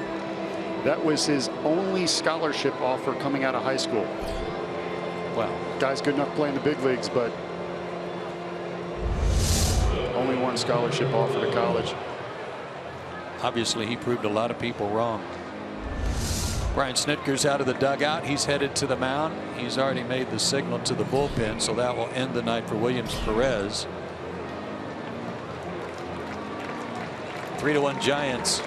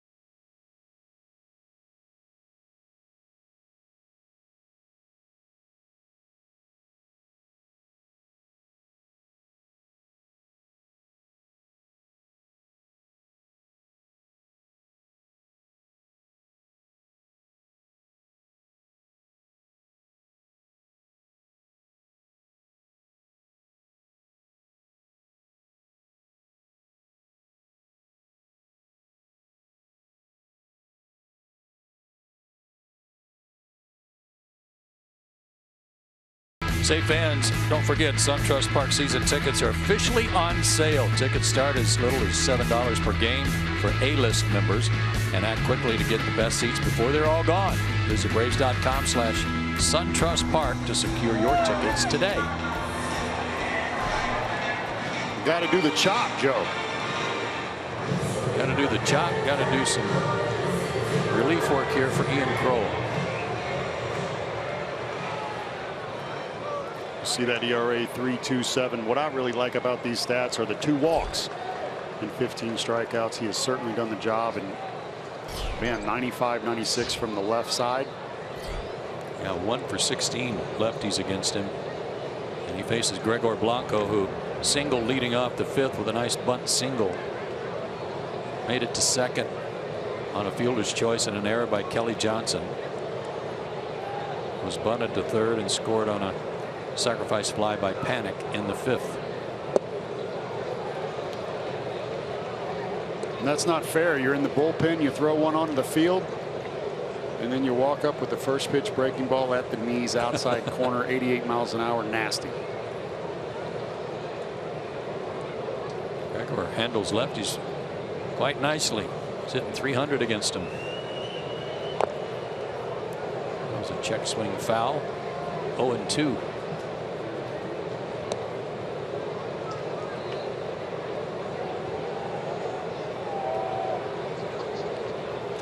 Five and 2/3 innings for Williams Perez. 5 hits, 2 walks, 1 was intentional. Struck out 2, gave up a home run to Brandon Belt. Gave up 3 runs, 2 were earned, and the runner at first belongs to him. But Kroll thought he got him. AJ couldn't hang on to the foul tip.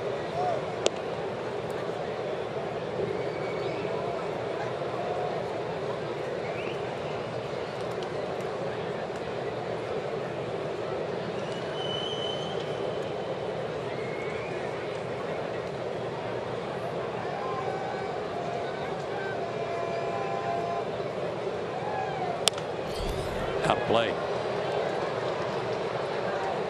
Mets and White Sox went 13 innings today.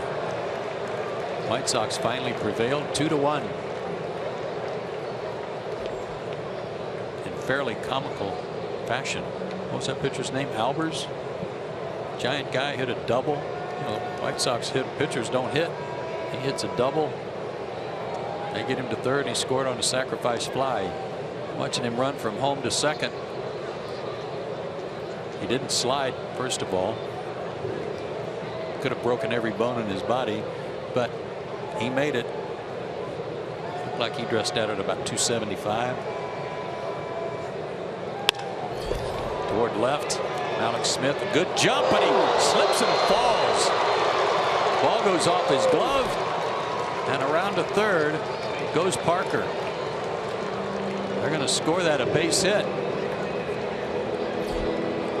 Alex was there and started to plant, and when he started to plant to catch the ball, his feet went out from under him.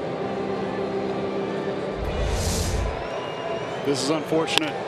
Kroll with a nice fastball, jamming Blanco.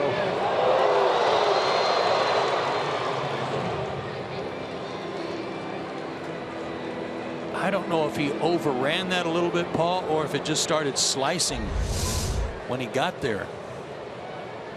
I think it was probably a combination. I definitely think he overran it. Yeah. The question is why. This is Tomlinson. 0 for 2 tonight.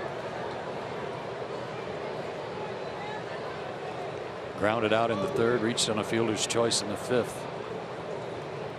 So 2 on, 2 out. Braves down 3-1. Key spot in the game right here. They can't afford to fall back anymore.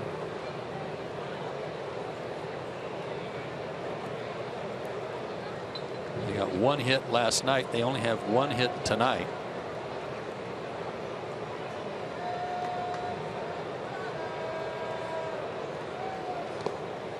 Boy, what was that? Heck of a back foot breaking ball, wasn't it? That's the Randy Johnson slider at the back leg, where the hitter sees fastball. And when your slider's 88, that's the kind of swings you're going to get. The hitter's going to read fastball and then swing at a ball that bounces 55 feet. And again, Kroll ahead in the count. It's 1-2.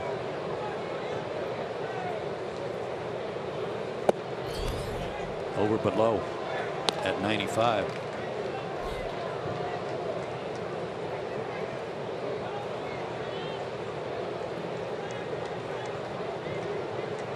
Tomlinson 0 for 4 in the series.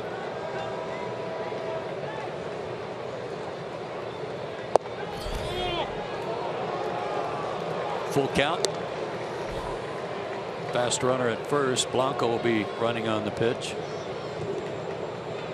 Parker's at third.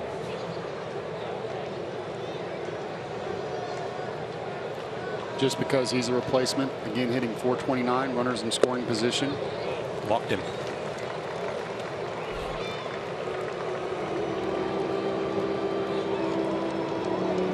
They're loaded, and Suarez is going to hit for himself. He's already got a 2-run lead and a chance to add to it. All this happening with 2 out, nobody on.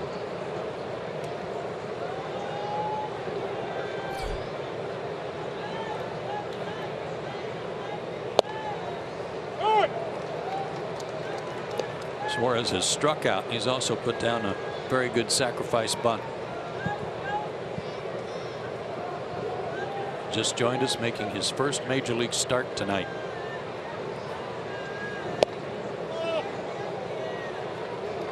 Kroll's not missing by much. No, he's not. He is around that zone with a nasty slider and fastball. 95, 96 from the left side. No guarantees, but I really like this matchup. Up the middle. Beckham diving stop. Can't get the ball out of his glove. Everybody's safe. And another run scores. And Suarez has a base hit. And that's his first major league hit. And he gets an RBI with it.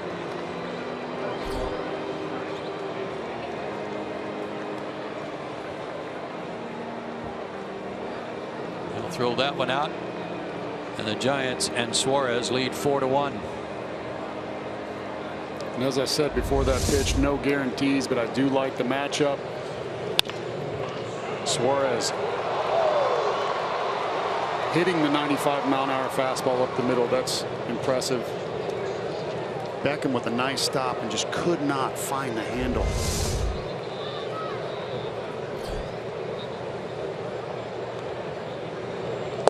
Denard Span 0 for 2 with an intentional walk. Bases still loaded. And again, all of this starting with 2 out and nobody on. 4 runs, 7 hits for the Giants. 1 run, 1 hit, and an error for Atlanta. Looked like Kroll was out of the inning. The line drive to left. But Mallex Smith overran it a little bit, slipped and fell. The ball went off his glove, and he's upset about that. And I think he would be the first to tell you I should have had it. Yeah.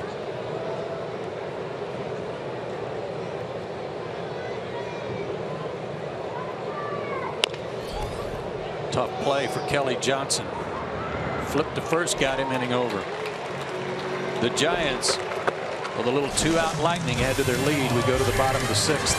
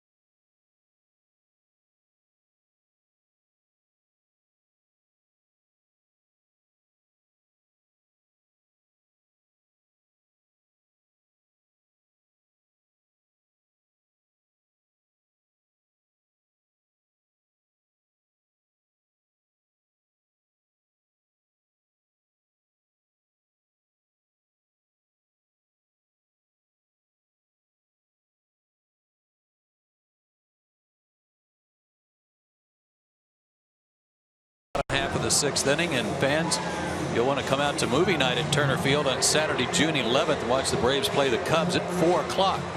It'll be the perfect ending to an exciting afternoon at the ballpark. Check out what movie we'll be playing at braves.com/movie. First and only trip for the Cubs to Turner Field this year.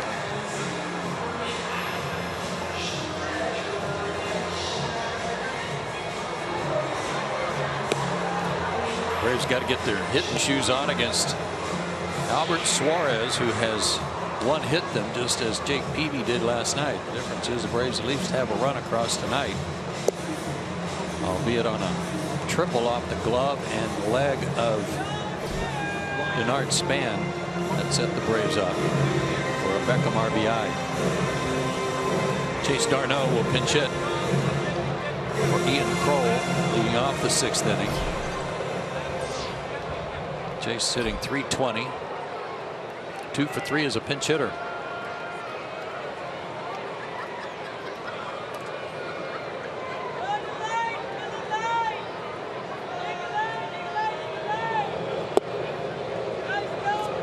Talking to John Hart about Chase, he said, you know, coming out of Pepperdine, hasn't really put it all together, but he's a great athlete.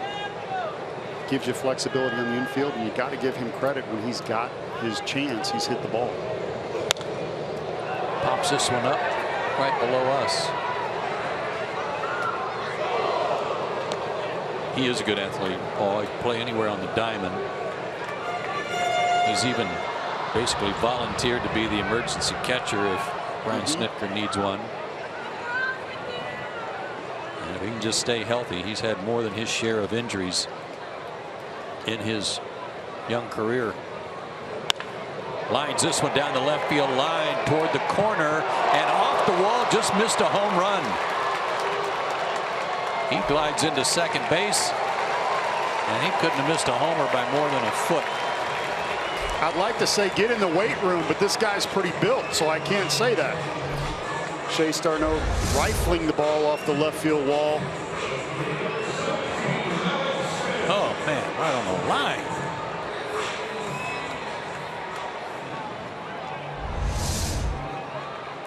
That looked like a pitch that was right in on him too, Paul, and he still got the barrel to it. So a good start to the Braves' sixth. Here's Mallex Smith. He sends a drive to deep right center toward the bullpen. Parker on the run, still going. Off his glove and then off the wall. Darno's going to be waved home. Mallex Smith is headed to third. He'll round third, but he'll be held there by Bo Porter. It looked like Parker almost bumped that one out of here. Off his glove. You're absolutely right. Hits in the heel of the glove, comes off, and almost goes out. I thought of the Canseco moment where it hit off his head and was a home run. Thought we may have one here off the glove. And then Mallex Smith with the burners was 10 feet behind Darno at second base, who had to hold up. I mean, he's watching Bo Porter thinking, I might just keep going. Exactly. And he said, Chase, I need my RBI. I'm second on the team. You got to get going, buddy. 4-2.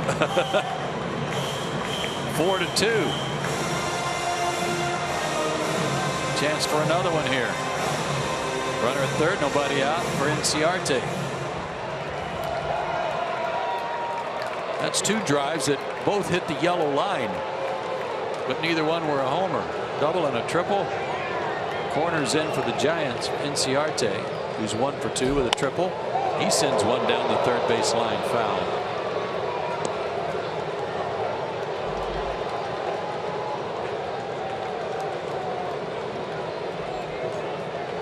If that had gone out of the ballpark off Parker's glove, he would be hoping that his coach at Virginia wasn't watching. Yes. Yes. Not an easy play at all, but certainly one that once it's in your glove, you'd like to say, hey, it's all mine.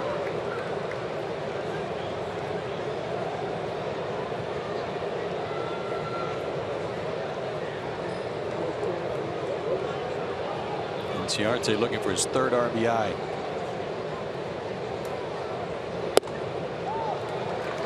Lays off, 2-1. I like watching Inciarte hit, as you see Bruce Bochy there with some decisions to make coming up. I like him because he knows himself. I rarely see him overswing. He knows he's not a power guy. How to play. He's got wheels, and so I like how he at times realizes the situation and just tries to go the other way. Can he hit home runs? Yes, and he's going to hit some, but he knows it's not his game. And as a former pitcher, I hated facing somebody that always knew themselves and played to the situation. He can do that. Ground ball here, gets a run in. Lays off another high one. Full count. We were told that Suarez got stretched out in Sacramento. He was a starter there, and they thought maybe 90 pitches tonight. You can see that he's at 75 right now. He walked him. Things are cooking here for the Braves offense, and Bruce Bochy is on his way to the mound. And likely has a hook with him, and he does. Giants make a change. We'll be right back.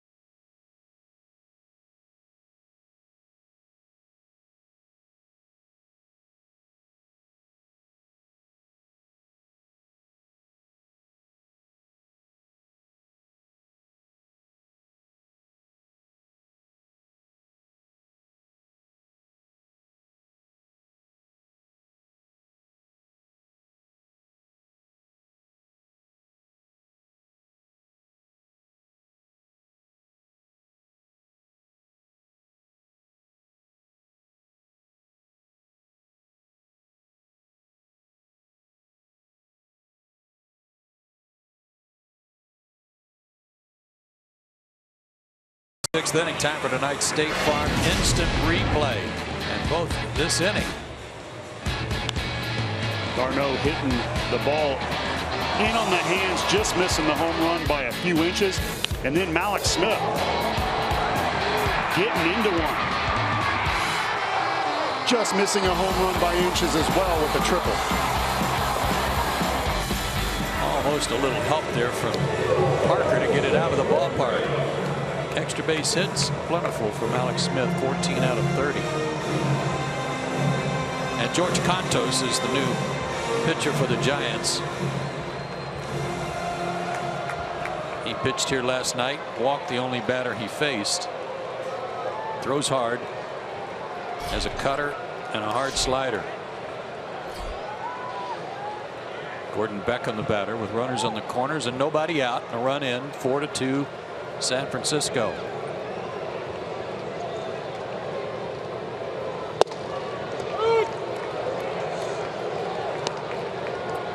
Talking to the relievers, even Gardy, the bullpen coach, as you see Beckham with the RBI ground out, they all said the same thing. With Bochy at the helm, you got to be ready. If you're the closer, you still got to be ready because he may use you in the 7th. Broken bat grounder might be a double play and is, but a run scores and the Braves cut the lead down to 4-3. And Gordon Beckham comes up limping again.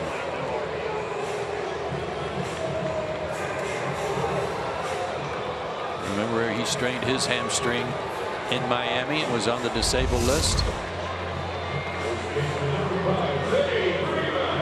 To avoid the double play, but right there grabbed him. It's hamstring night at Turner Field. Not to make light of anything, but gosh, Pence and then now Beckham, two guys I really enjoy watching play. Gordon will not get credit for an RBI there on the double play, but the Braves with 2 in make it a 4-3 game. That's frustrating. He's having such a good year. I really hope that's nothing major.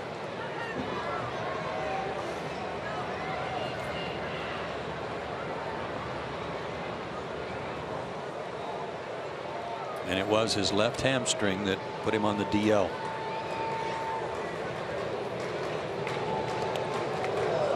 .55-footer to Freeman, who was struck out and walked.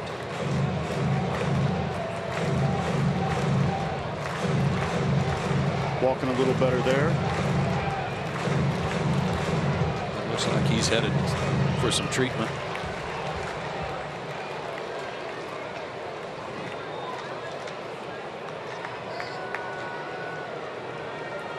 Gordon Beckham's another guy like Pence that doesn't have a whole lot of gears. He's only got one way to play. Yes. And that's why you like those guys. You mentioned it earlier. Even if they're on the other team, you appreciate that. Playing the game the right way.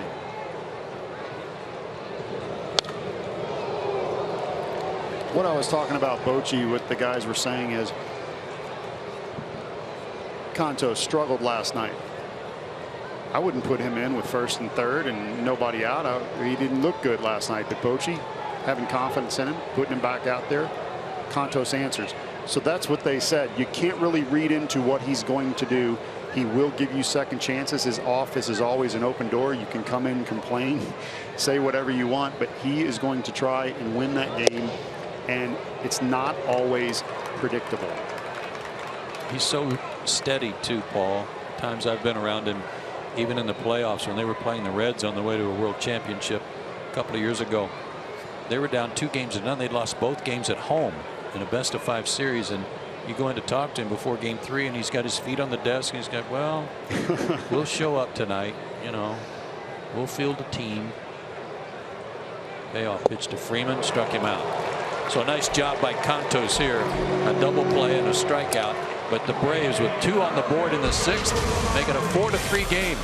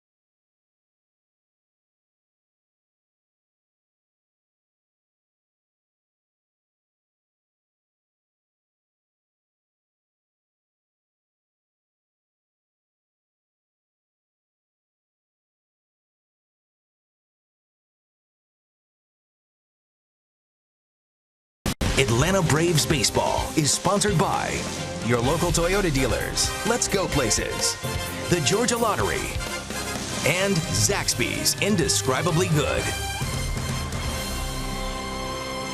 4-3 game as we go to the top half of the 7th inning. Joe Simpson, Paul Bird with you. Both of us manning the fort while Chip Carey is away for his daughter's graduation tonight. And the Braves will turn the game over to the bullpen once again with Alexi Ogando coming on for his 25th appearance. And Paul, the assignment simple, hold him right there. That's right. And you see that low ERA. A little more walks than you want to see, but this is an opportunity with nobody on. Throw a few strikes. Heart of the order for the Giants. Panic, Duffy, and Posey due up. Panic 0 for 2 with a sac fly tonight.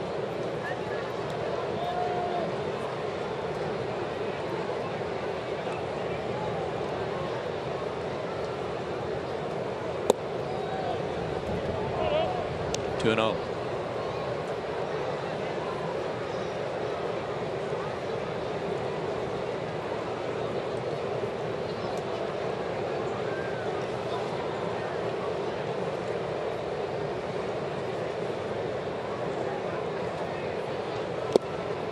First appearance for Ogando in this series, so he's had a couple of days rest.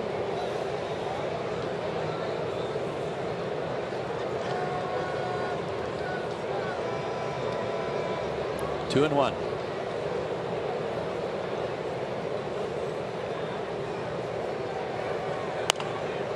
Out of play.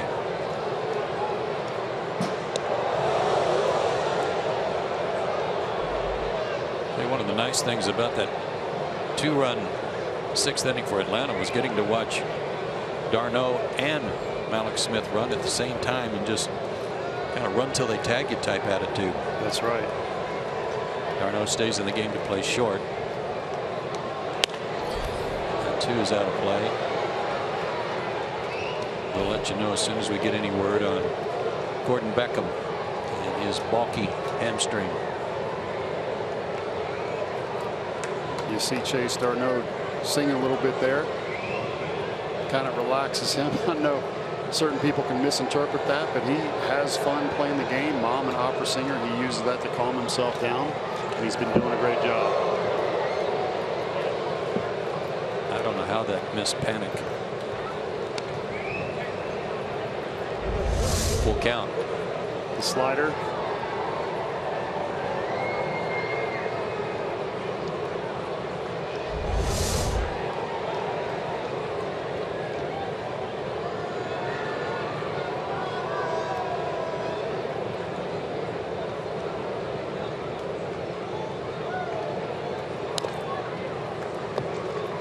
Still 3 and 2. You see a couple of patches on the sleeves of the San Francisco Giants players. They lost a couple of their stalwarts. Jim Davenport for number 12 and Monty Irvin for number 20. Lost before the season started.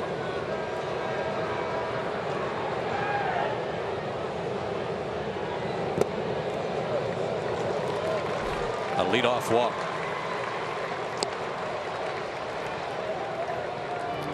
Ian Kroll, a third of an inning, 2 hits and a walk, but no runs. Final line on Suarez, 5 innings plus. Gave up 3 hits, 3 runs, all earned. He walked 2, struck out 4. Matt Duffy coming up the plate. I was a little surprised at that pitch selection there, just being honest, because the fastballs were beating Panic. And the 3-2 slider and then another 3-2 slider. For you to choose that pitch in this situation, in my opinion, that would mean that you throw your slider for strikes more than your fastball. That's good analysis, Paul, and I agree with you 100%. I'd rather see a fastball myself and take a chance on the guy hitting the ball than walk him. Especially when you got a 95 fastball plus. And the fastball was beating him. So, but you know, there's always little things you don't know, but that one was one that didn't make a lot of sense to me, but he may have his reason that I'm not sure about.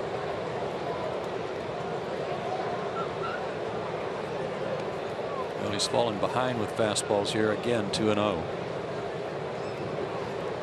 Duffy walked in the first, was picked off by Williams Perez. Fought one off his thumbs in the fourth inning with one out and hit a double out behind first and scored on a 2-out home run by Brandon Belt.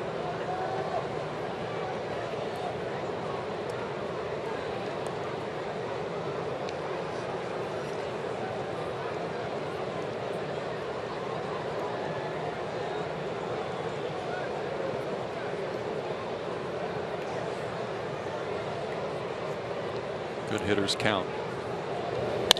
In line and caught by Kelly. He wasn't sure he still had it.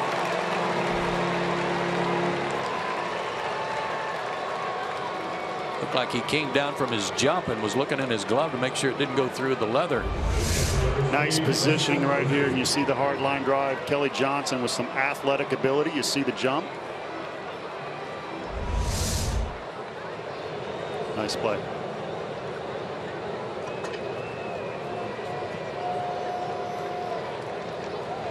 One out for Posey.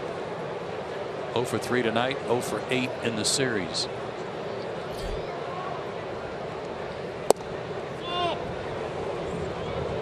AJ held that one. Didn't get the call. Nice pitch.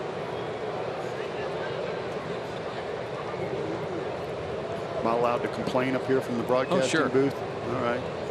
Paul can hear me, but I never do. But maybe 3 or 4 times a game. AJ has that skip off his shin guards, and it'll be a wild pitch.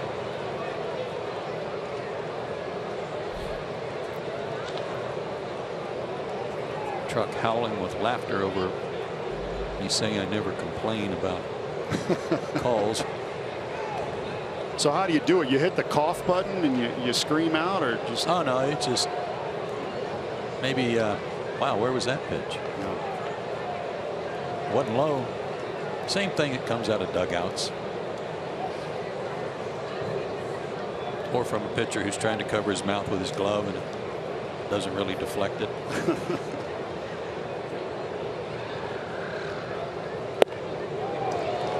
Challenged him with a good high fastball. 2-1.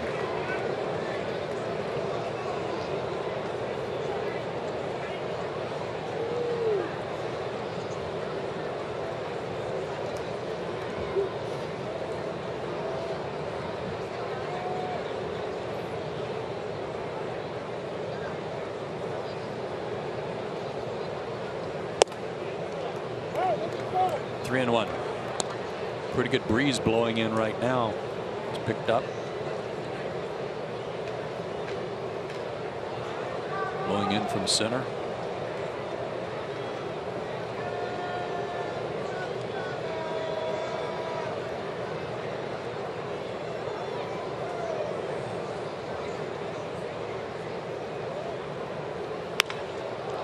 Popped up. See if the wind messes with this. Kelly's under it. And he's got it. Look who's standing right behind him. Enter Inciarte. That's outstanding hustle by Inciarte. You never know. I don't believe I've ever seen a center fielder get that close. Fans, be sure to join us after the game on Braves Live. We'll recap all of tonight's action, check in with manager Brian Snitker, and get into the clubhouse to hear from the players. It's Braves Live after the game, presented by Xfinity. And speaking of Brian Snitker, he's going to make a pitching change.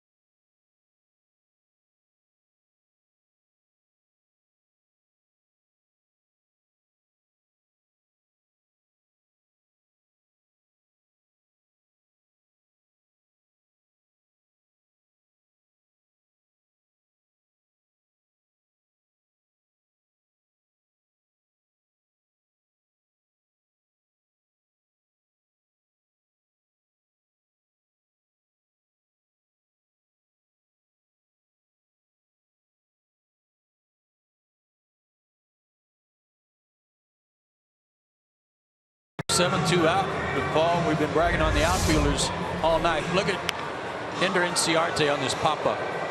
Center fielder. How about the hustle right there, just in case ball bounces off the top of the glove? Maybe you'll be, plays of the week. I've never seen a center fielder, including myself, get that close on a pop-up in the infield. When a guy's camped under it, you just figure he's got it. But maybe he felt that wind too might be a factor. So that's is that a good thing, or? Oh, it is a good thing. Real good thing. I like it. You see the numbers on Cervinka. Another great story, sitting on his couch last year, independent ball. Did not give up any runs in 17 appearances, and he is doing the job up here. Off to a great start. Has struggled a little bit of late, but you see that ERA at 3.68 and walks a little high at 9, but certainly tough on the lefties. Yeah, he was victim of circumstances a little bit last night. He came in and was working to Gillespie, and then when they pinch hit, it wound up Hunter walking intentionally, the only batter he faced, and that runner came around to score. Brandon Belt 2 for 3, single, a homer, 2-run shot, back in the 4th.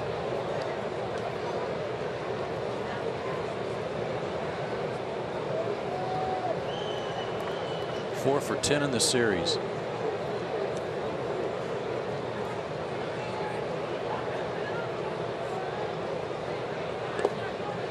Nice block.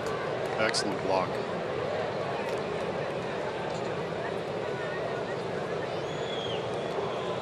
Climb back within a run. Give up a leadoff walk. Hope to strand him at second base. Panic got to second on a wild pitch.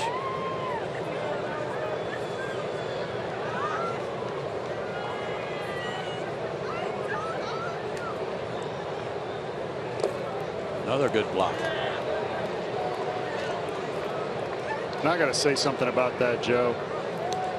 Buster Posey, shortstop, third baseman at Florida State, can pick the ball, use just his glove, and you see A.J. Brzezinski, the bigger body, he's going to drop down and block it with his entire body. Textbook, the way you're supposed to. That is extremely important when there's a man on second, 2 outs, or 1 out, whatever, and you want to have be comfortable enough to throw a nasty breaking ball. Huge situation. You got to know that your catcher can block the ball. If you're not confident that he can, then you tend to lay off it a little bit. The next thing you know, you hang it. And I can't say enough about the importance of a good defensive catcher in these situations. Great point. Cervinka walks Belt.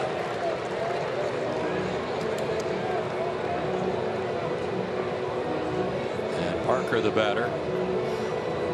He too a left-handed hitter. So a single with 2 out, his only time up.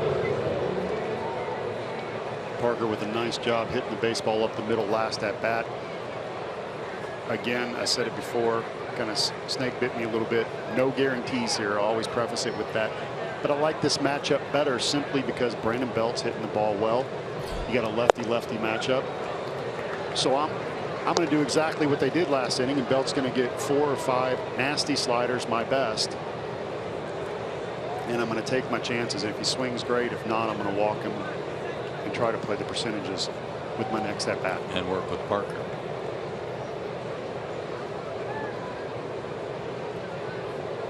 It's ahead of him 0-1. That's out of play. It's 0-2. Looking ahead to the Braves half of the 7th inning. After the 7th inning stretch, it'll be Garcia, Markakis, and Kelly Johnson.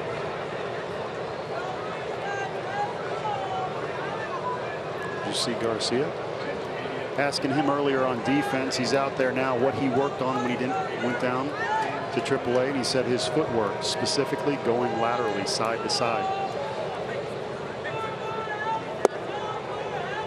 I think everybody is confident that over the long haul he's going to hit a few home runs and he is going to be a pretty good hitter, but defensively not sure where to put him. And what is the reason for that? He felt that it was his footwork and really paid a lot of attention to detail. Yeah, he struggled defensively at third base before he was sent down. off the end of the bat. Kelly Johnson there. And the inning is over. Nice job by Cervinka. Giants strand 2, and we go to the stretch. Giants up 4-3.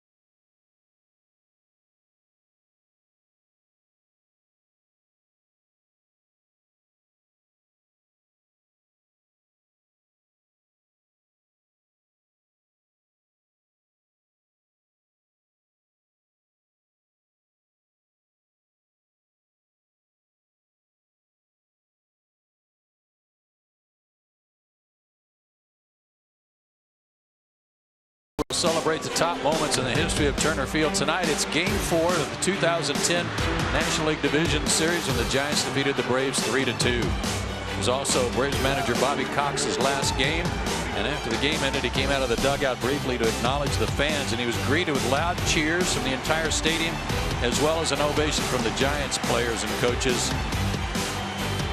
One of the classiest things I've ever seen on the field from an opposing team. Here's the 20 years, brought to you by Synovus, the Bank of Here. Still gives me the chills. What a great night, even in a heartbreaking loss.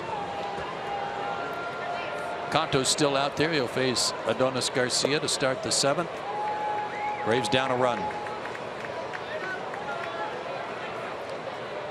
See 0 for 2. Brian Jordan made an interesting point on Braves Live where he said that he felt that his poor defense and the pressure from that was affecting his hitting. As a former player. In the air to center. Lynn will hold that up. Span's got it, 1 out. Is that a possibility? Oh, sure. It's possible that when you're thinking about, you hear guys talking about don't take your bad hitting with you to the field. His was kind of the opposite. Here comes Bruce Bochy. So that's going to end the night for Cantos. He'll make another pitching change. And we'll be right back.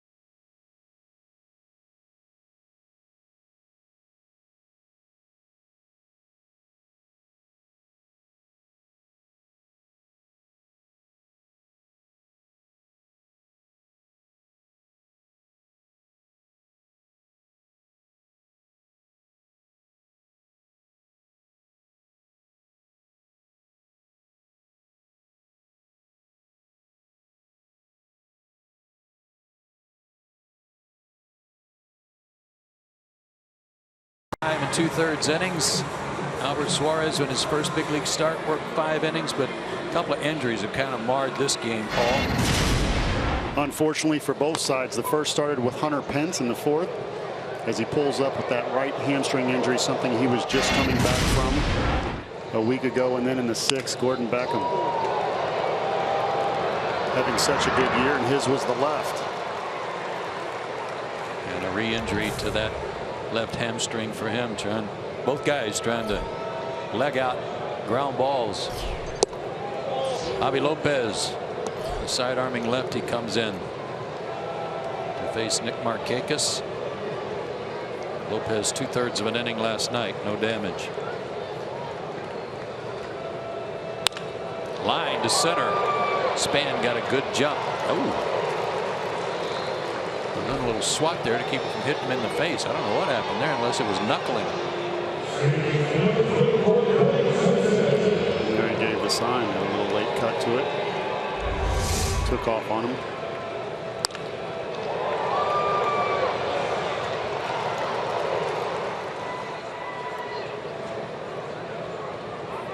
Wow. That was quite a bit of movement. Nice adjustment. Yeah. Kelly Johnson, first pitch swinging. Worm burner over to third to Duffy, and he's got it. Lopez does the job. We go to the 8th.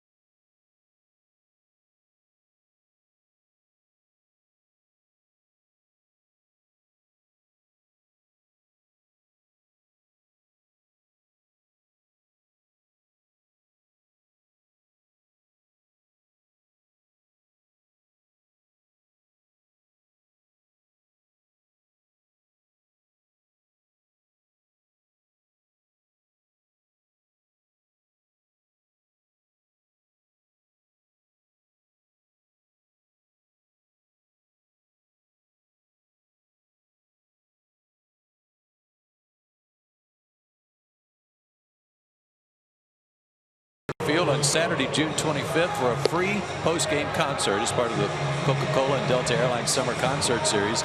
It'll be a concert you won't want to miss. Visit Braves.com/concerts to get your tickets today. And if it's anything like the Chris Stapleton concert, it'll be a doozy. We're going to be all right, huh? You bet. 4-3 Giants on top as we go to the 8th. Joe and Paul with you, filling in for Chip tonight. Again, away for his daughter's graduation. Summerlin, his eldest, who will be headed to the University of San Diego in the fall. Honor student, national honor student. There's worse places to be. Yeah, there are. Gregor Blanco swings and misses at a pitch from Hunter Cervenka. Gregor 2 for 3 tonight.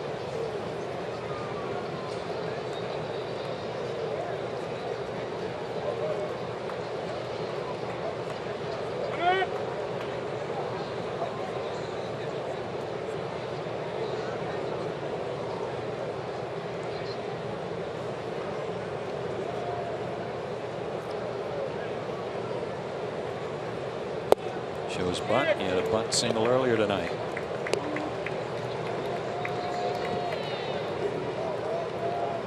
Cutters and curveballs from Hunter Cervenka.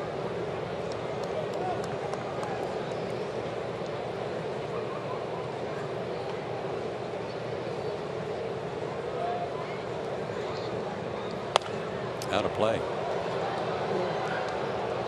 Sometimes Cervenka's cutter is so big it looks like sliders.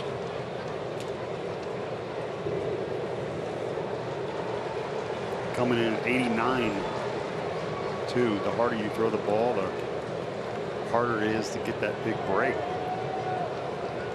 He makes it work. The 0-2 pitch. Got him looking. Blanco didn't like it, but he's retired. First strikeout for Cervenka, only the third tonight for Atlanta. Fastball at 92, 93, and now you're going to see the slider at 88. On the outside corner. I don't want to say unhittable, but pretty close. Again, this Giants team first in the National League with fewest strikeouts as a team, and it's not even close. This is Tomlinson. Takes ball one. The team that's in second place, I believe it's the Marlins. Got to double check that. It is the Marlins. Have 50. There is a gap of 53 strikeouts between the Giants and the Marlins. Between first and second. That's a lot.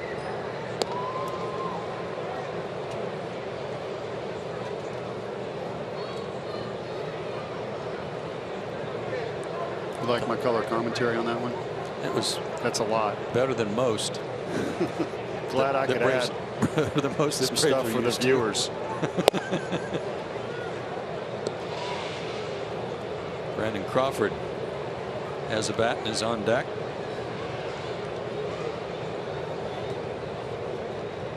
And we've talked a lot about Crawford, but not too shabby when Kelby Tomlinson comes in and he's hitting .314. Not a lot of at bats, but that's a tough thing to do coming off the bench and not seeing pitching on a regular basis, and deserves to be called out. And can play second, third, or short. A real valuable weapon for Bruce Bochy. Out of Chickasha, Oklahoma.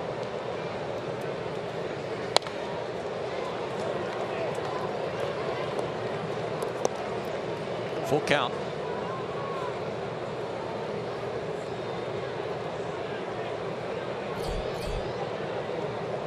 There is Crawford, who won the Gold Glove last year.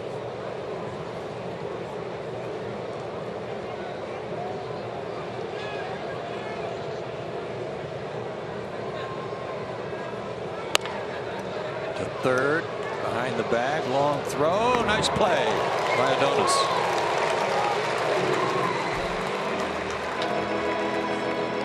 Absolutely. We talked about that footwork earlier, specifically lateral motion, catching the ball with your feet. Got himself in a good position, and even a little difficult hop right there that he handled well, and he's got the good arm going over to first. Nice play. Brandon Crawford was just a deke. Lopez will hit for himself.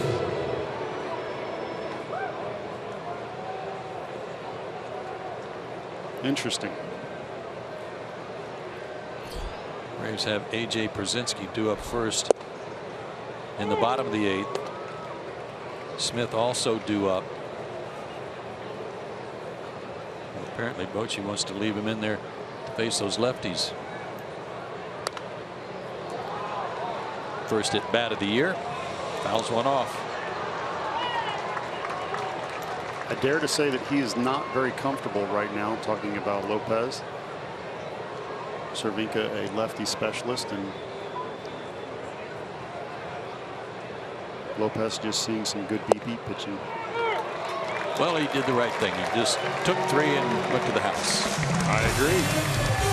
Bottom of the 8th, Braves down a run.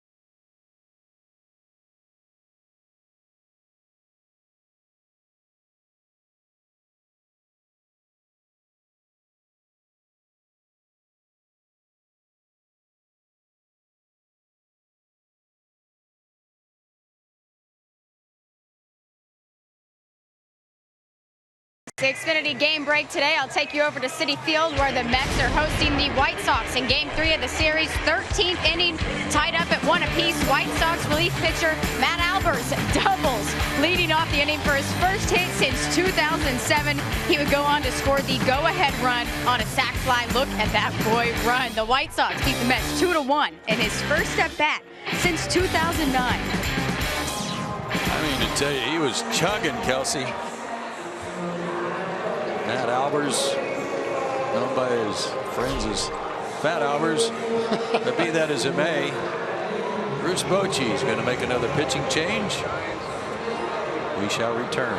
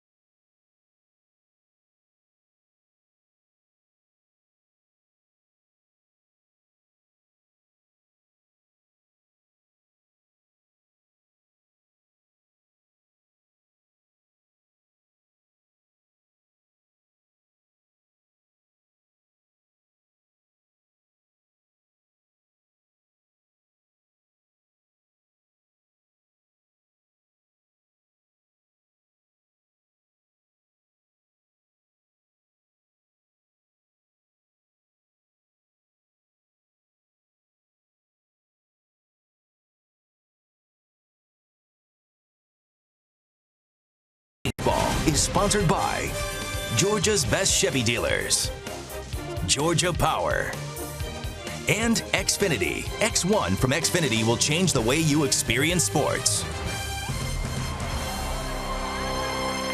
Javi Lopez was going to start the inning for the Giants, but when Tyler Flowers was announced to pinch hit for A.J. Pierzynski, Bruce Bochy brings in hard-throwing Hunter Strickland, who lives in Griffin, Georgia. Upper 90s fastball from this guy.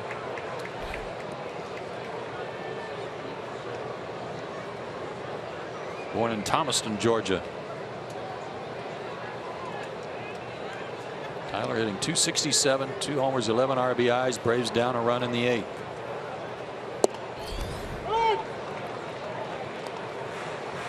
You said it, 97, 98. And Javi Lopez wasn't in the game long enough for us to talk about him. But he has also moved from Colorado to the River Club up in Swanee. House being worked on as we speak, and he went back and slept in his own bed last night. That's foul.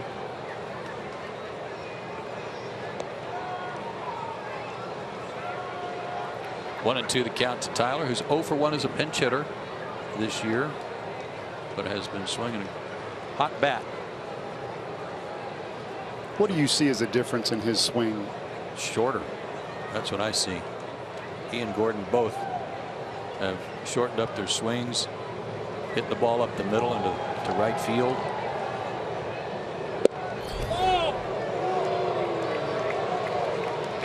Posey wanted that one, didn't get it.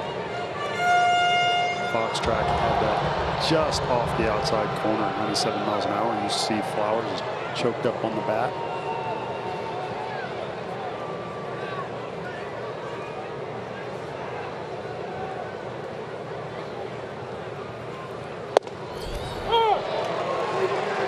Tyler knew that one was good. Command has at times really plagued Hunter Strickland. Too many walks to go with a lot of strikeouts.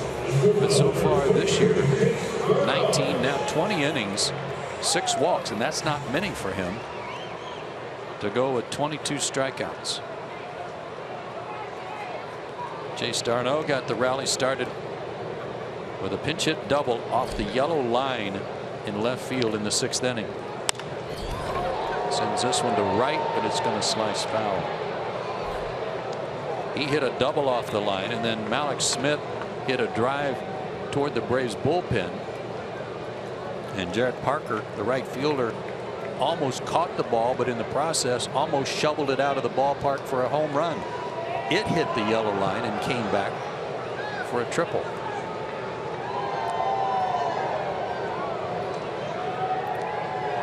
You're going to see the foot turn. He's slightly towards the right side of the rubber, which gives you an angle on the ball to the right-handed hitters. You'll see the fastball away to Flowers that has that nice angle on it. So not only is it 97, 98 miles an hour, but it has the angle. A lot of guys now throwing more off the first base side.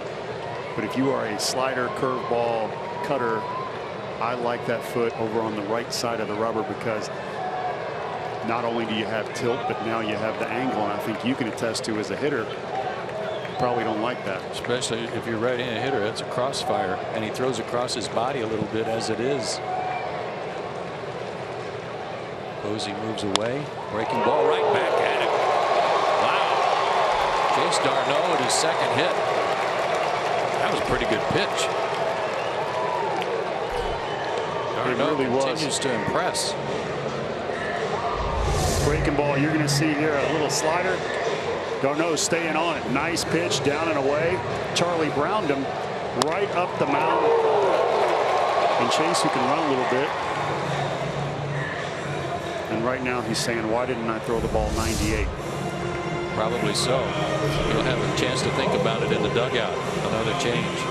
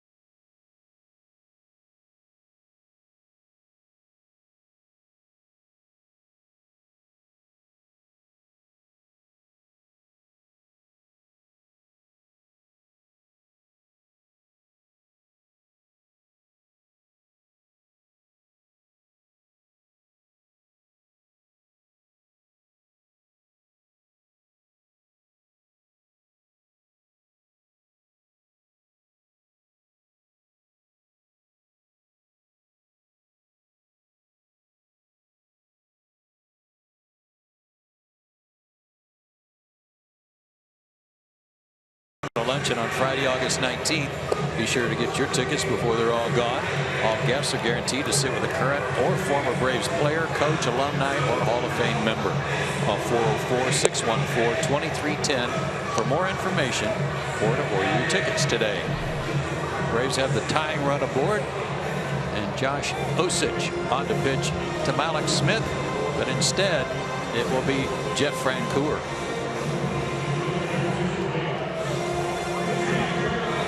Frenchie stretched out, so we'll go with the righty-lefty matchup.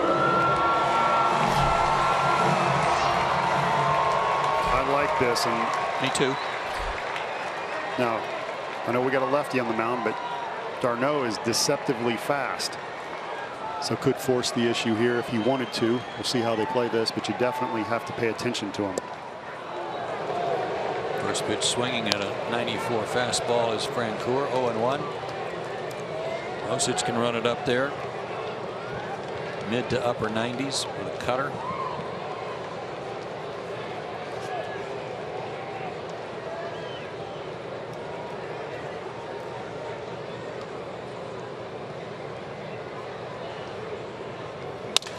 Line to right field, broken back, base hit.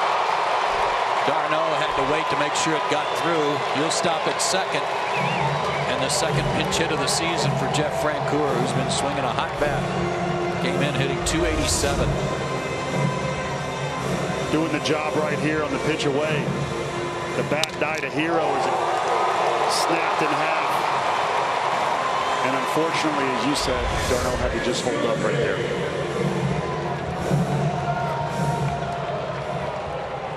So Osich will face a left-hander here in Ender Inciarte, who's 1 for 2 with a triple and a run scored. He's also walked. 1 out. Tying run at second. Go ahead run at first in the 8th.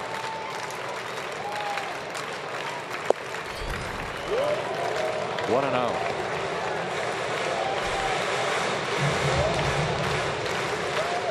In case you're wondering, Bruce Bochy still has 4 pitchers left down in his bullpen.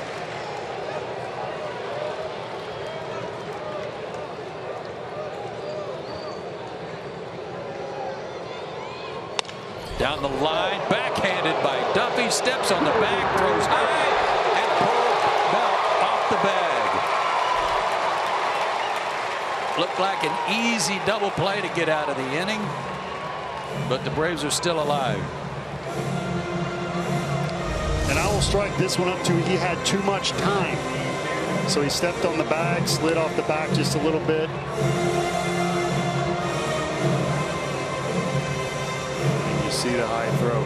Sometimes, even as a pitcher, if you have too much time, you can airmail it. And right there, Inciarte should have been out for a while.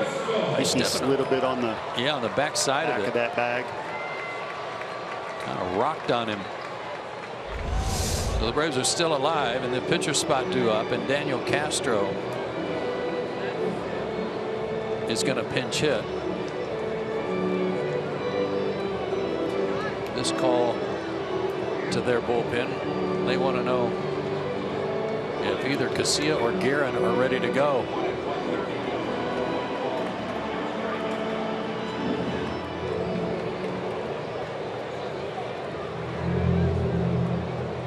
Casilla has been their closer, and we'll see which one Bruce Bochy goes to with Castro at the plate. Bruce Bochy's going to need to ice his knees.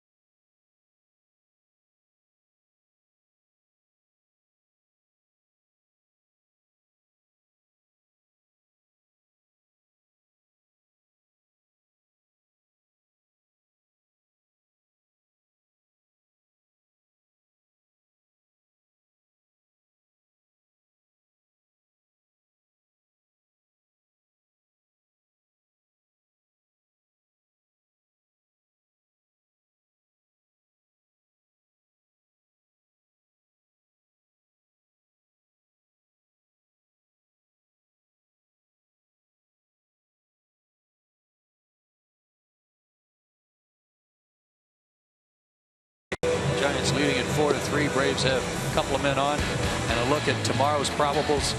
Remember, it is a 12-10 start. Madison Bumgarner against Aaron Blair. Bumgarner 6-2 with a 2.12 ERA. Fox Sports Southeast and Fox Sports Go. So our broadcast starting at 11:30 with Braves Live. 12-10 first pitch. Braves are not getting any breaks. As you see Corey Guerin in for the second night in a row for the Giants. They get Madison Bumgarner tomorrow. Go to LA and get Kente Maeda on Friday night in LA. And Clayton Kershaw Saturday night in LA. They've had an incredibly difficult schedule earlier, not trying to make excuses, but just the fact they have had a very difficult schedule, and as you just indicated, not getting easier anytime soon. Well, someone said, welcome to the big leagues. Daniel Castro, the last position player left for Atlanta, pinch hits against Guerin, the side armor. He pitched an inning last night, was sharp, recorded a strikeout, the former Brave. Coming back from Tommy John surgery. The difference in him, he is more upright. When he would come set as a Brave, he would be hunched over a little bit. He said he's trying to stay back, and that has allowed him to not fly open. The other thing that he is doing is he's not slide stepping like he used to a little bit more, which has translated to him letting the ball go out in front. It has been easier on his elbow. Discovered that rehabbing here in Atlanta, coming back from Tommy John. And let's not forget about the hair. How about the big league flow? Another thing different. It's attached to the hat, though. It's just part of the hat. I like it. I got to get one of those.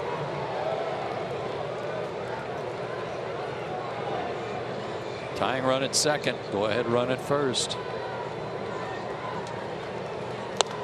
Look out. Freddie Freeman on deck.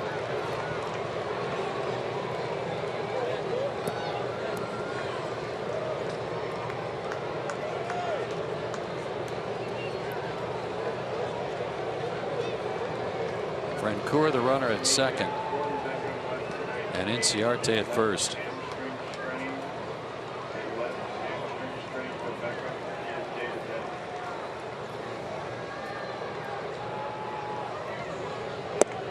Way outside, 2-2. As we suspected, left hamstring strain for Gordon Beckham also, and listed as day-to-day.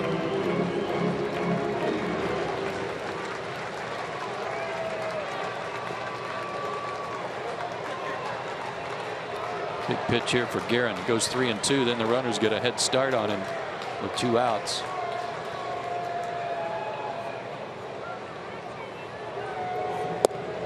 Did he go? Yeah, he did. First base umpire Jeff Kellogg, the crew chief, rings him up, and the Braves strand a couple of runners. We go to the 9th.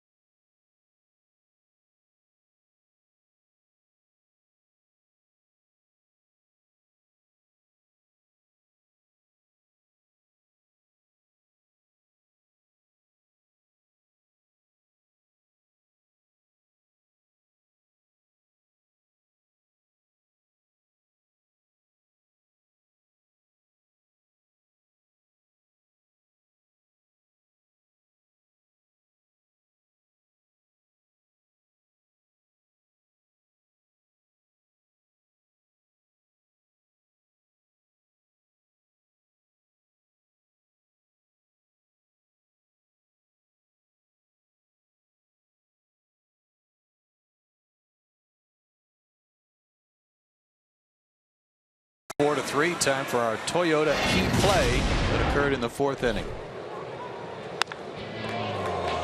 Brandon Belt with a 2-out, 2-2 changeup that he went down and got, stayed back, and unfortunately, a great piece of hitting is the key to the game for the Giants. Braves got a single run in the bottom of the 4th to make it 2-1. Giants added an unearned run in the 5th. An add-on run in the 6th, and the Braves got 2 of their own in the bottom of the 6th. Jeff Francoeur stays in the game to play left field. Tyler Flowers remains in the game to catch. And on to pitch is Bud Norris.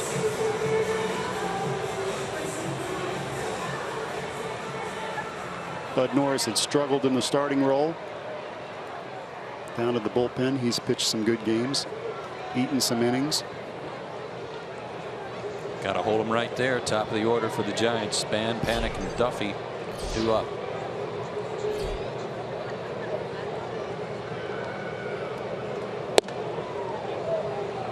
Span tonight 0 for 3 with a walk.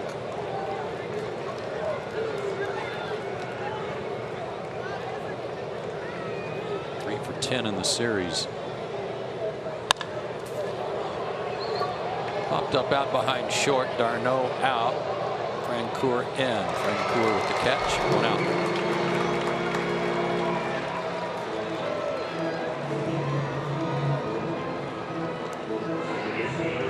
Joe Panik's 0 for 2, but he's also drawn a walk and he's hit a sacrifice fly back in the 5th inning.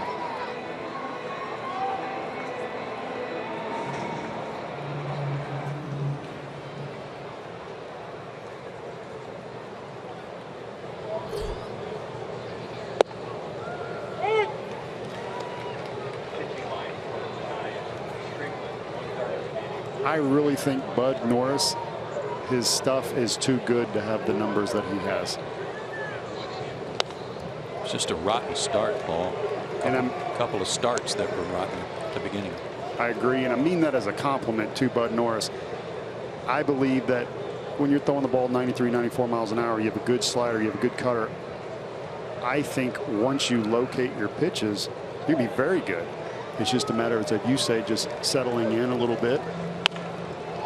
Off the thumbs, backhanded by Garcia. Long throw and a beauty. Another good play by Adonis. 2 down.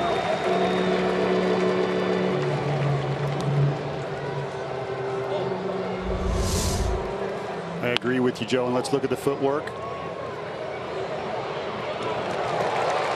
Something he's conscious of, as we said, working on. And not rushing. Just getting his feet under him.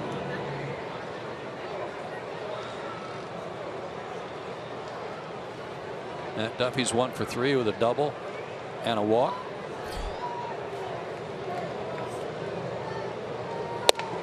And Joe, would you say the toughest thing to do in the big leagues is to hit or to play defense? Oh, no question to me. It was hit. I love playing defense. I would agree 100%. So it's kind of a shame when your defense is what you need. You know, you get sent down because of your defense, because it is so hard to hit up here. But it's nice to see him go down, work on what he needed to, and come back up. And now I think we have to judge him after he's come back up on his defense. Well, the funny thing is, Paul, he went to Gwinnett and he didn't play third base. He worked on things. That'll be out of play. But he didn't play a game at third base. Came back up here and they immediately put him at third, and he's done just fine. What they really needed was his bat, which was red hot at Gwinnett. And hopefully that will get cranked up too.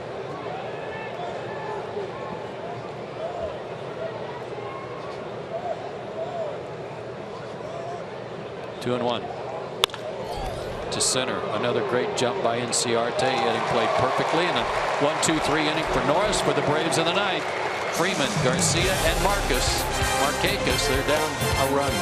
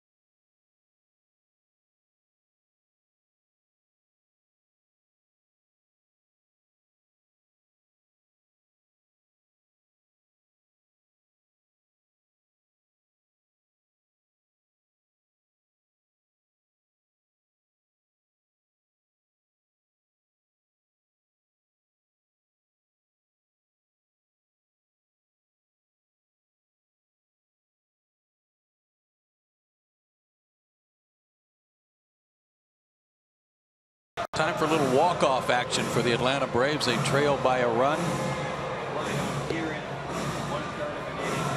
How about this? The Giants 12-5 in one-run games. That's third best in the big leagues. While the Braves are 2-8. And the Braves will have to do it against Santiago Casilla, the closer for the Giants, who has 12 saves. Last year hit 38 of them in 67 games for San Francisco.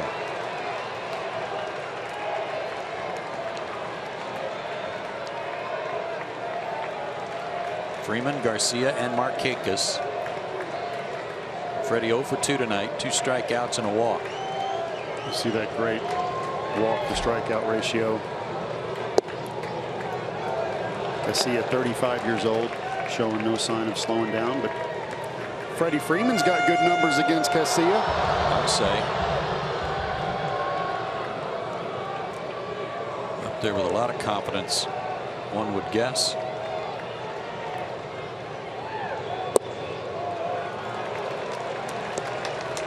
Fastball, curveball, slider for Casilla. Fastball in the mid-90s.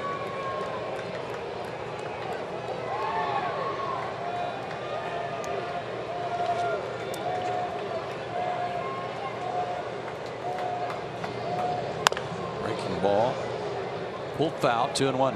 Gosh, so much respect right there for Freeman with the 1-0 and the 2-0 breaking ball out of a closer that throws 95, 96 miles an hour. You can bet those numbers are in his head. Sure. It's not often you see a closer with a 4-pitch repertoire either. There are usually 2 tops with 3.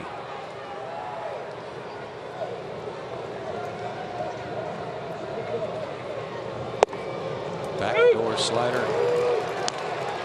Might have been a cutter. 2-2.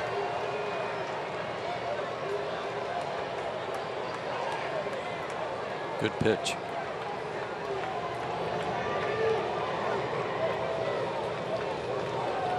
Braves need a runner. Trail by 1. Got him. Got him with a fastball. 1 out. After a steady diet of breaking balls and the backdoor cutter, he comes with the heat on the outside corner. Would you see Posey's glove too? Great target and didn't even have to move it. Casilla finally got him out.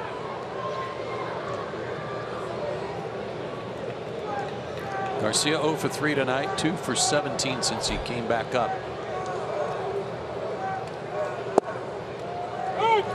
And he takes a strike.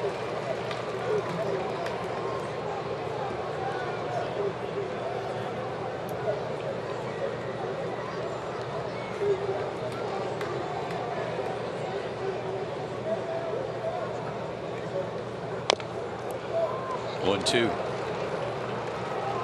The Giants have out-hit the Braves tonight 7-5. San Francisco is 23-0 when they out-hit their opponent.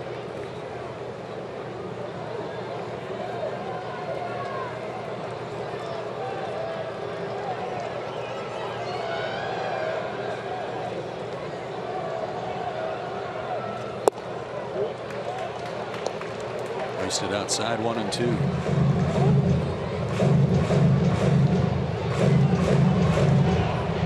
Nationals beat the Phillies again 7-2. Citizens Bank Park. Marlins beat the Pirates again 3-2.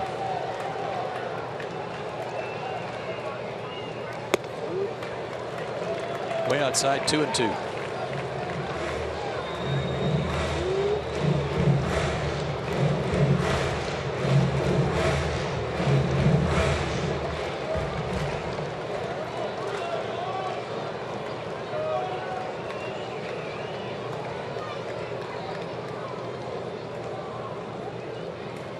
Two balls, 2 strikes, 1 out. And too much time.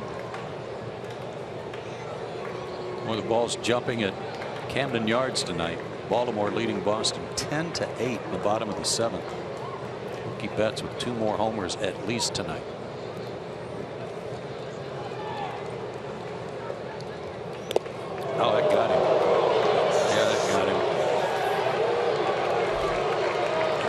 It's more on the forearm than on the hand or wrist.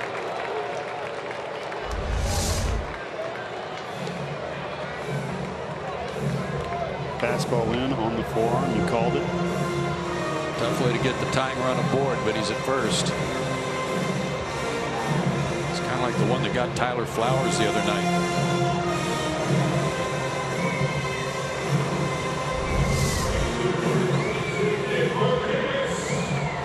So the tying run aboard, and Adonis is going to need some attention.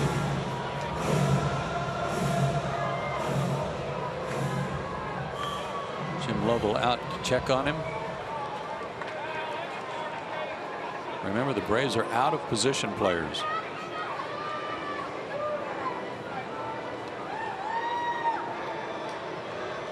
So who's our fastest guy in the bullpen?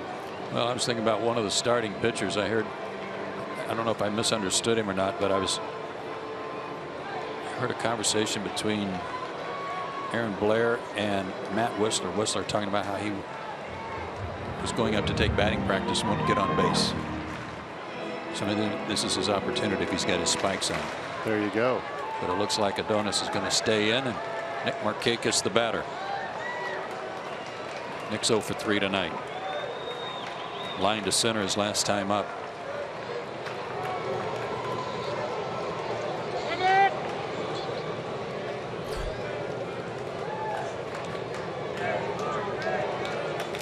If you notice, Joe, Casilla has covered up the rubber with dirt.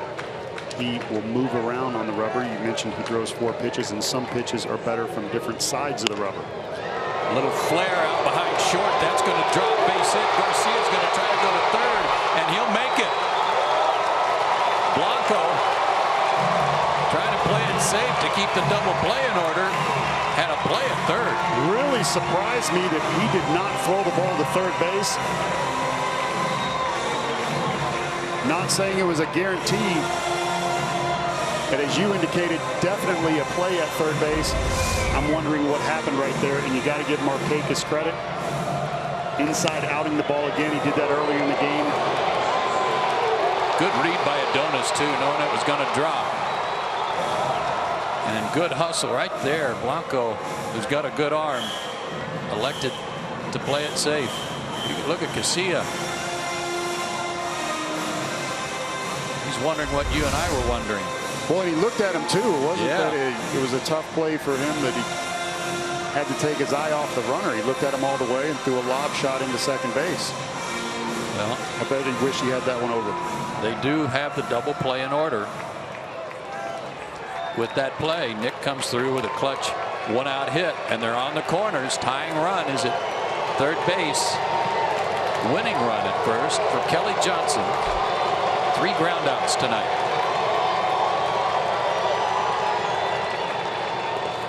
And that one gets away from Posey. Here comes Garcia. The game is tied, and Markakis is at second.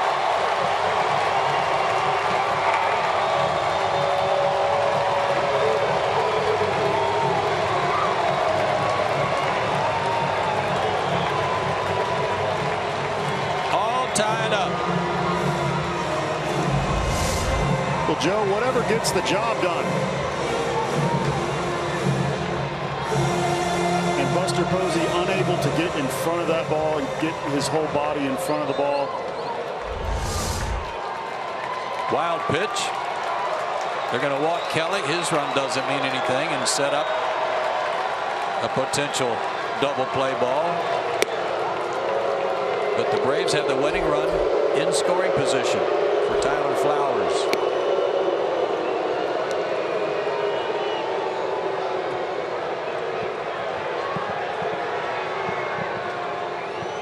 Best laid plans. The Braves, their last 12 games, a 134 batting average with runners in scoring position coming into play tonight.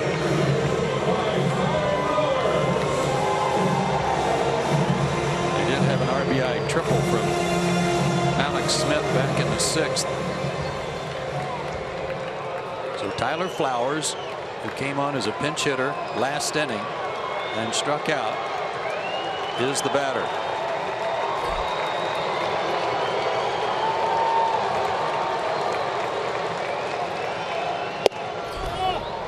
Ball one.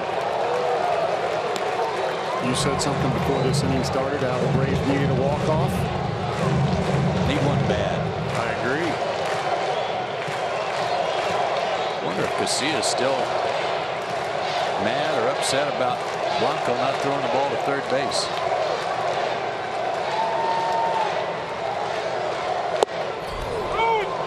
Pitch was a strike. I do think that affected him, and here's why. If you have someone at second base, you know you can get an out. But when you have a runner at third base and one out, now you got to be nasty. Now you got to go for the strikeout. You squeeze the slider. The next thing you know, it's in the dirt. Mistake. Didn't go. They want to know. Oh my. Oh my. Wow. We'll see that again. No. Closer than I thought, but I agree. He didn't go. Even Kelly Johnson turned around and held his hands up to the umpire. And 2-1 to 1-2 is a big difference. Sure is. Boy, got away with a mistake there that was letter high.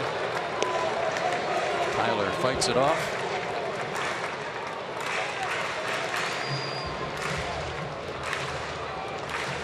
This would be such a big win for Atlanta. Not only because it could be a walk-off win, but because you know you got to face a tough guy tomorrow.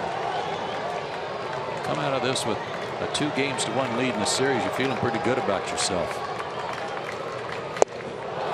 Struck him out. Last pitch, like I see it, 94 at the knees away. Another thing too is the Giants came in here hot, 15 out of 17, playing great baseball, and the Braves are battling pitch after pitch, inning after inning. This would be an incredible comeback. I agree.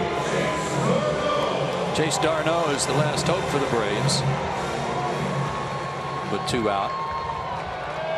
Last hope in terms of getting that winning run in. And he doesn't have an RBI in that column yet. Time for one right here. I like it. Takes low. Playing him straight up. The outfield pretty shallow.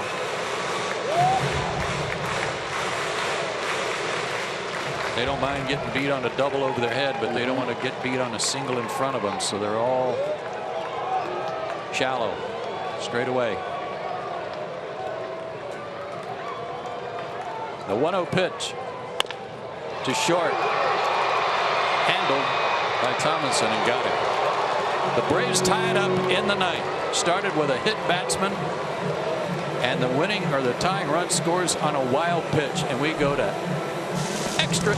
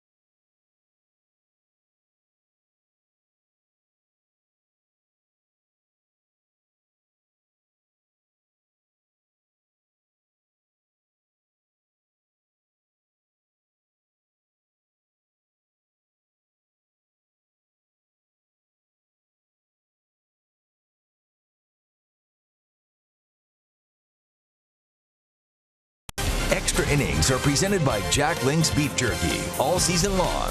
Jack Link's Beef Jerky. Feed your wild side. Free baseball. Giants and Braves tied 4-4 as we go to the 10th here at Turner Field. And Arodys Vizcaino will come out of the bullpen to work here in the 10th. Extra inning games. Giants 4-2, and the Braves with the most extra inning games in baseball. This is their 10th. They are 2-7. But Norris goes an inning, 1, 2, 3, 9th. You got to like 31 strikeouts in 21 innings.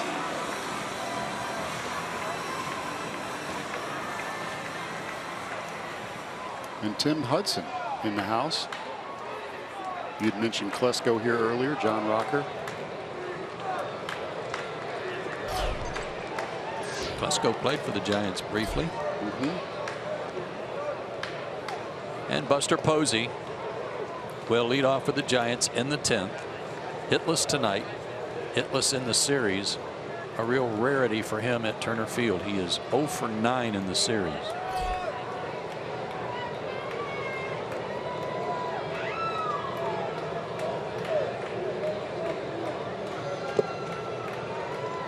Vizcaino starts him with a breaking ball and misses. 1-0.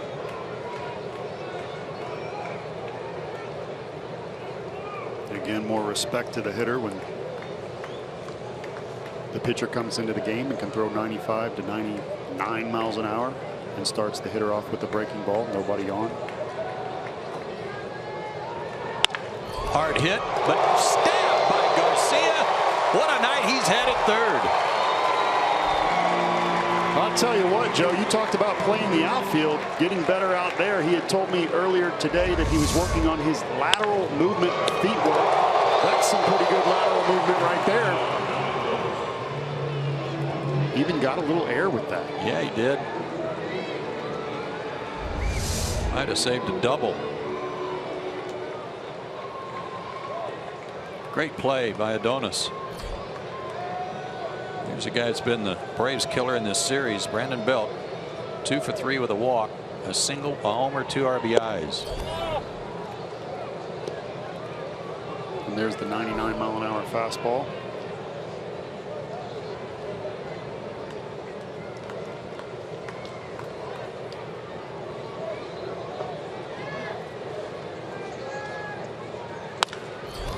Down the line, slicing away from Francoeur.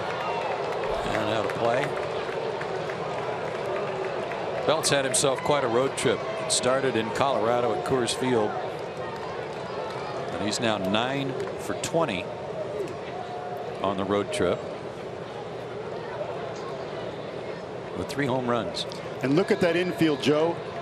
They're playing him to pull off a pitcher that throws the ball 99, 100 miles an hour.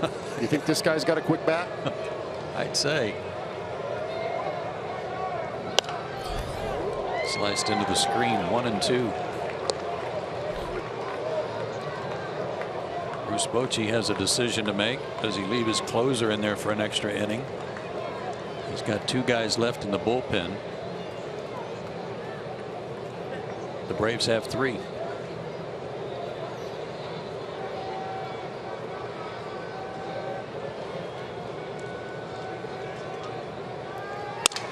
Broken bat up the middle. He's going to beat the shift.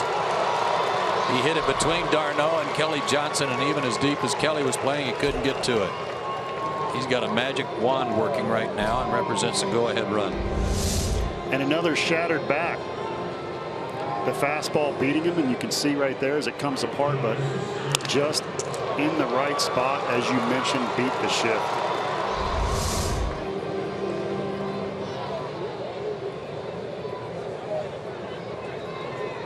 Jarrett Parker, the batter,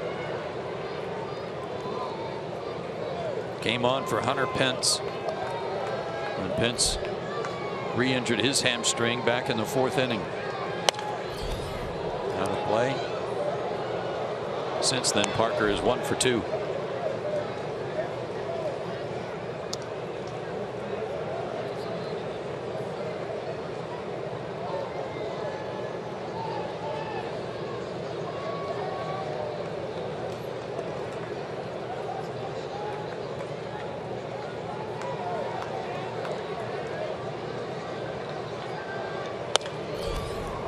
Late on that one. 0-2 the count.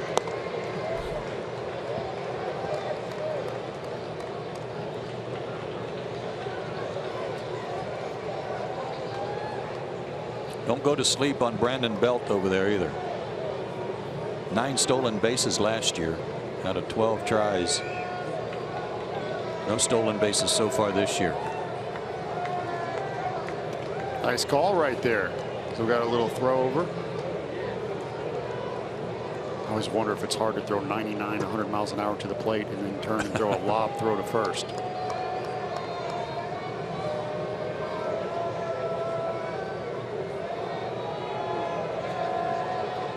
Going to the count. Nice block by Flowers, and it's 1-2. Good work by the Braves catchers tonight. AJ had a couple of those in some tough spots tonight when he was in there. I agree. Not that every balls are easy to block, but they've been really tough. They've bounced early. They've had different kicks, and as you mentioned, AJ doing a great job now. Flowers continuing, and as a pitcher, certainly gives you confidence to throw your breaking ball when you need to. Off-speed pitch missed, 2-2.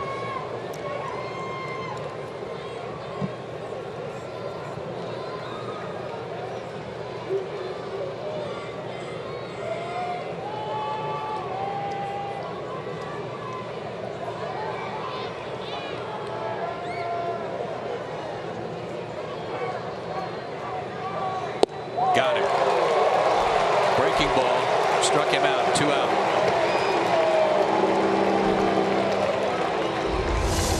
Joe, that is not fair. 99 miles an hour followed up on an 86 mile an hour breaking ball that actually had a little changeup action and went straight down. And as you could see, Parker way out in front and buckled him. Gregor Blanco, 2 for 4, including a bunt single and a run scored in the 5th.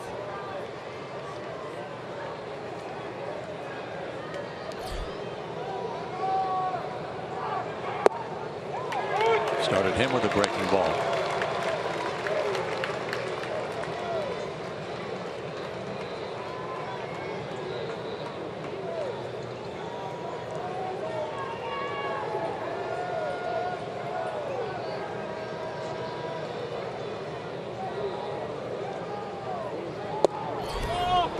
Just missed at 97.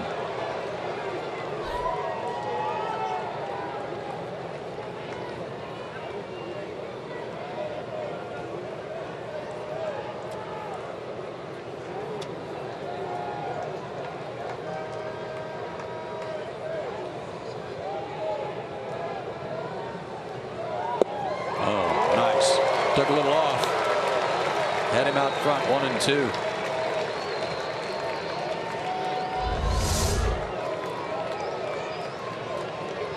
Again, sort of a Fosh.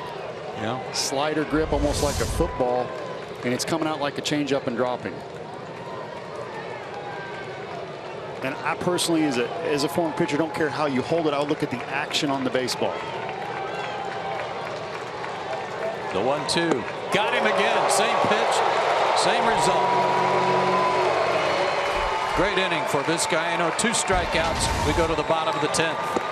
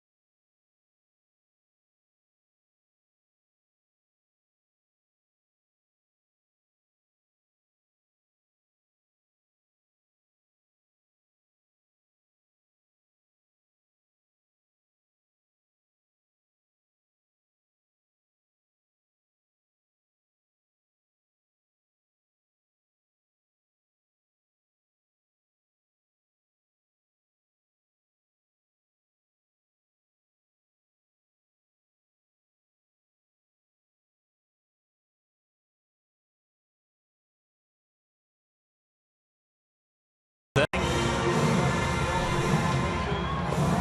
Some changes for the Giants.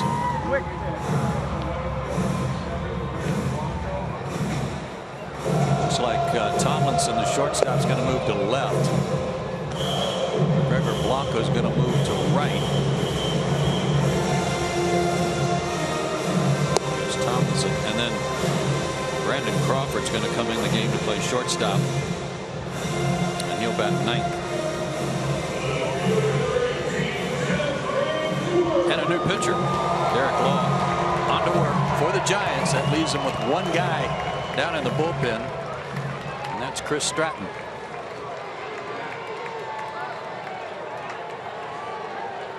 Law pitched 2 innings here Monday afternoon and was good. Zeros across with a couple of strikeouts. Jeff Francoeur leads off the 10th. He had a key base hit, a pinch hit single in the 8th. Braves were not able to parlay that into a run.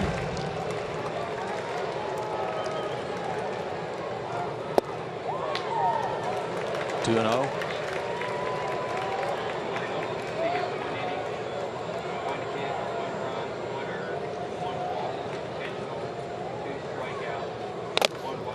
Good rip off of Posey's mask. 2 and 1.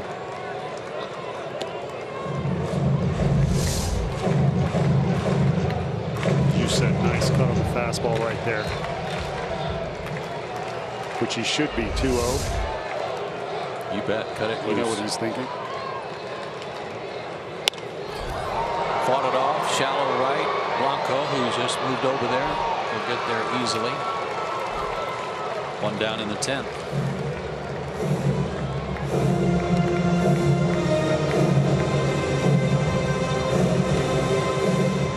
You mentioned Law, the last stop before Chris Stratton.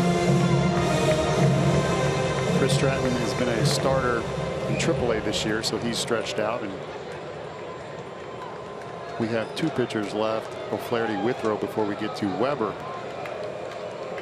who also has the ability to start and last a few innings. So, and Withrow is up in the Braves bullpen as Ender Inciarte swings and misses. The pitcher spot is next, and out on deck is Julio Teheran.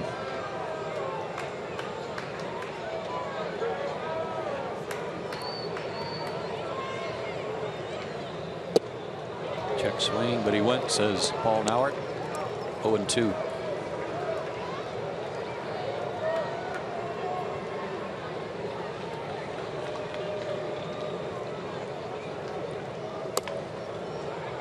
That's foul.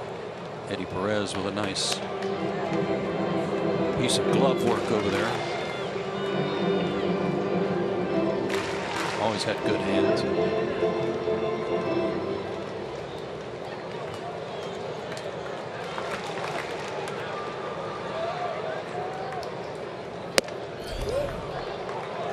One and 2 the count.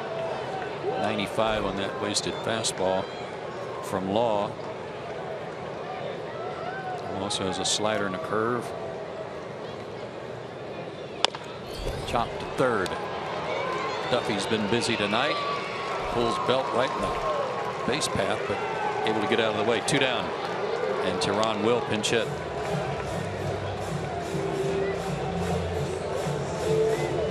Well, I've seen some weird walk-offs before, Paul, but I don't know if I've ever seen one on a pinch hit homer by a starting pitcher.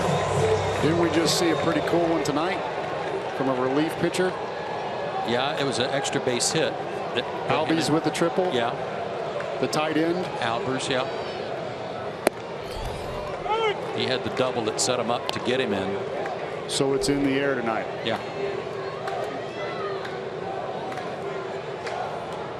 Julio Tron walking up to the plate with a smile. Yeah, this is every pitcher's dream.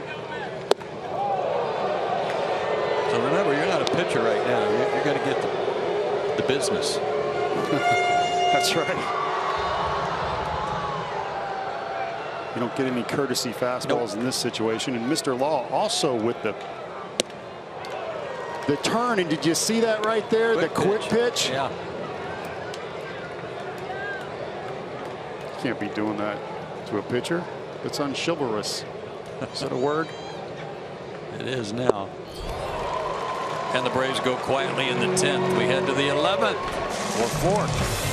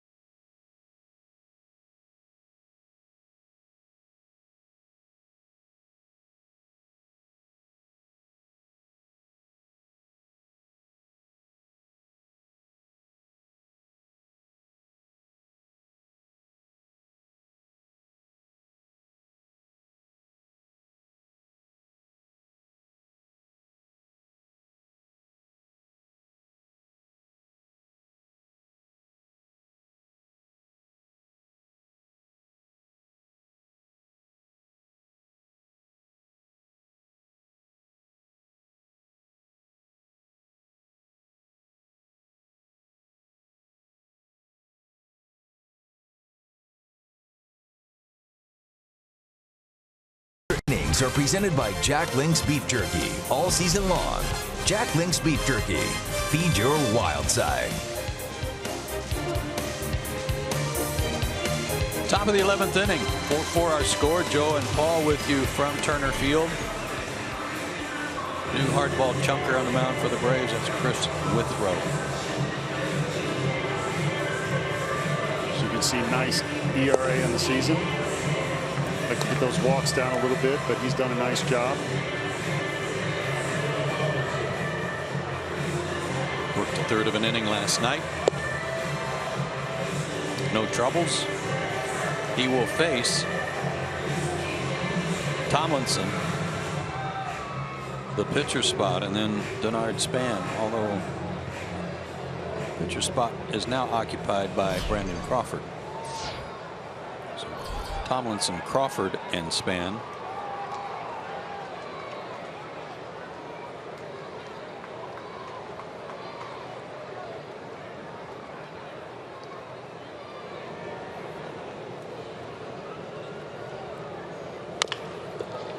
Topper to third. Adonis waits for the hop, gets it, good throw. Well, his throws have been right at the chin of Freddie Freeman all night. One pitch, one out. He's really made some nice plays, really settling in. Always had the good arm, but you'd mentioned that, some high throws, but does that start at times with the feet?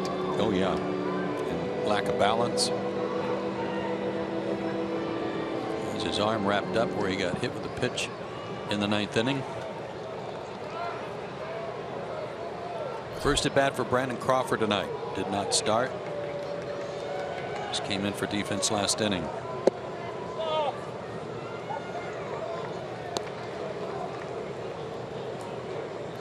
As you can see, 257 on the year.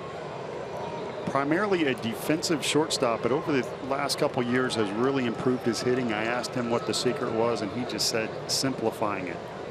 Simplifying his swing, and his approach is to try to hit everything up the middle. He's really turned into a good player and hits lefties well too.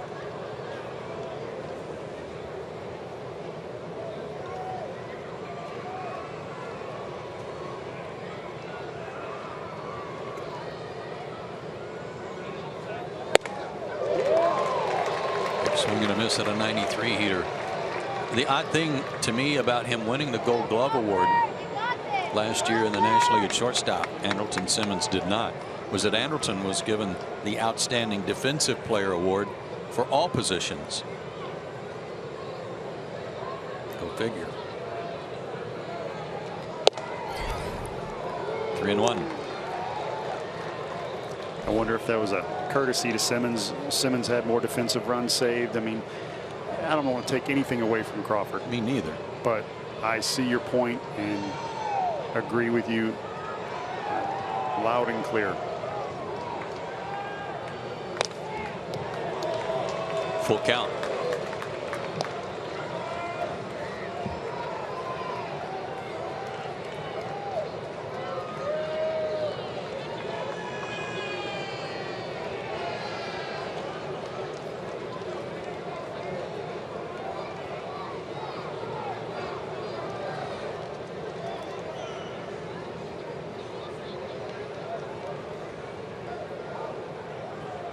Three-two pitch coming.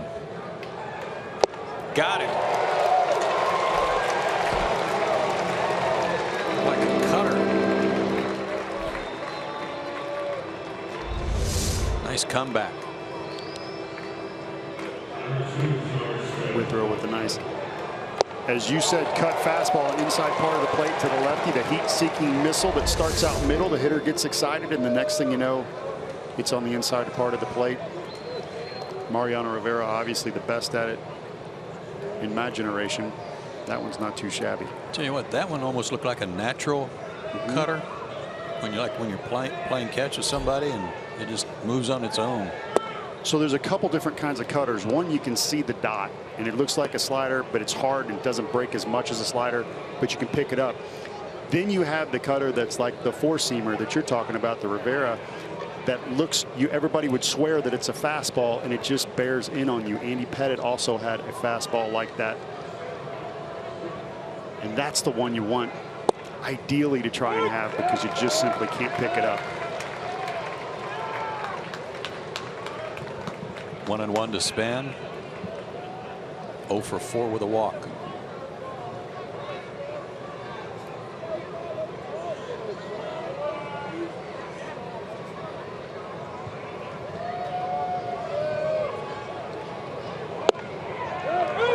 Breaking ball. 1-2. The backdoor cutter. Very nice.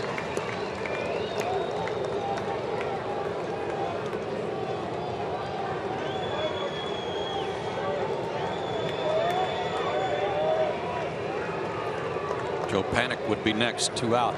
Nobody on. Top of the 11th.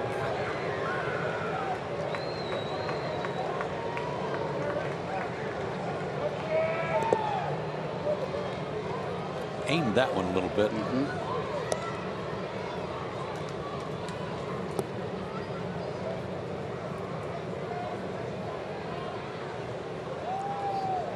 Span, a fast runner. You don't want to put him on. Make him swing the bat, get a base hit to reach. Does have a couple of homers.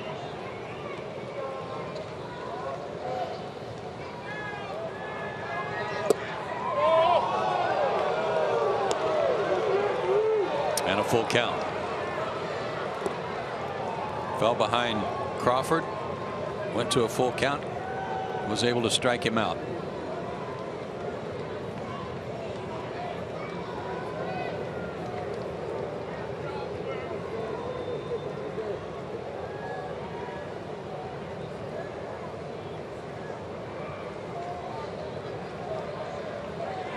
Got him. Cut it right in on his hands. Couldn't do anything with it. Might have been ball 4. 2 strikeouts for Withrow. We go to the bottom of the 11th.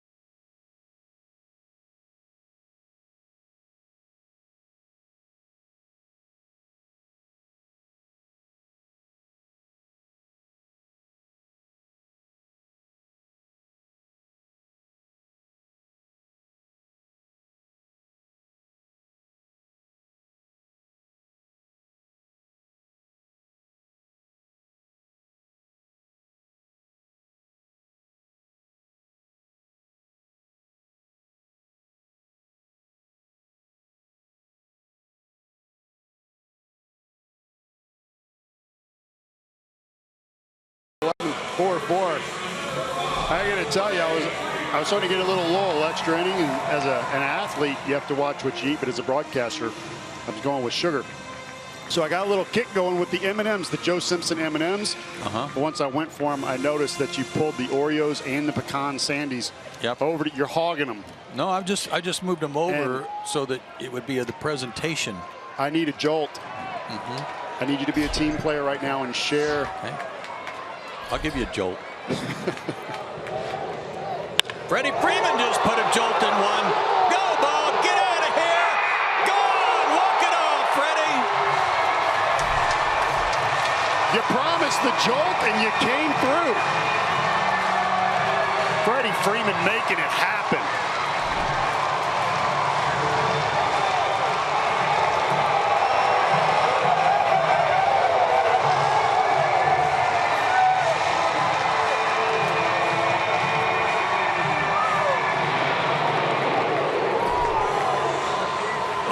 Boy, do the Braves need that.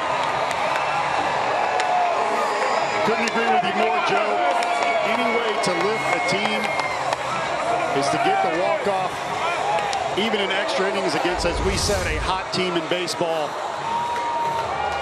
A hanger.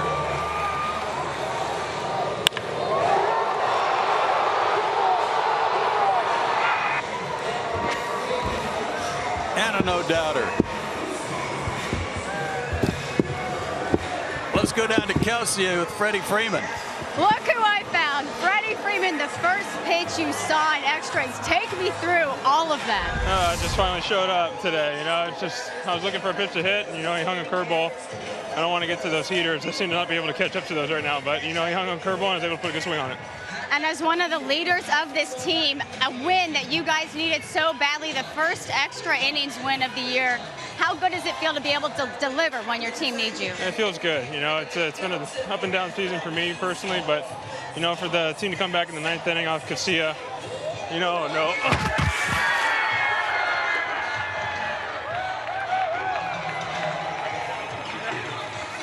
All right, yeah, there we go. We were expecting that. We were expecting that. How are you feeling? So cool. Well worth it. You know, it's just nice to finally come through at once. And now you have a road trip. You're going to California, LA, San Diego, and now this team has that pump up that they need in the clubhouse. Yeah, definitely. You know, we got a noon game tomorrow. Hopefully we get on, keep the winning going and go out to LA, San Diego for a long, nice road trip. Hopefully I can do good for the family out there. So, you know, we're looking forward to it. Congratulations. That was very exciting. We're very happy for you guys. We'll send it back up to you in the booth, and I'll try to get a little dried off down here. We'll be right back after the break.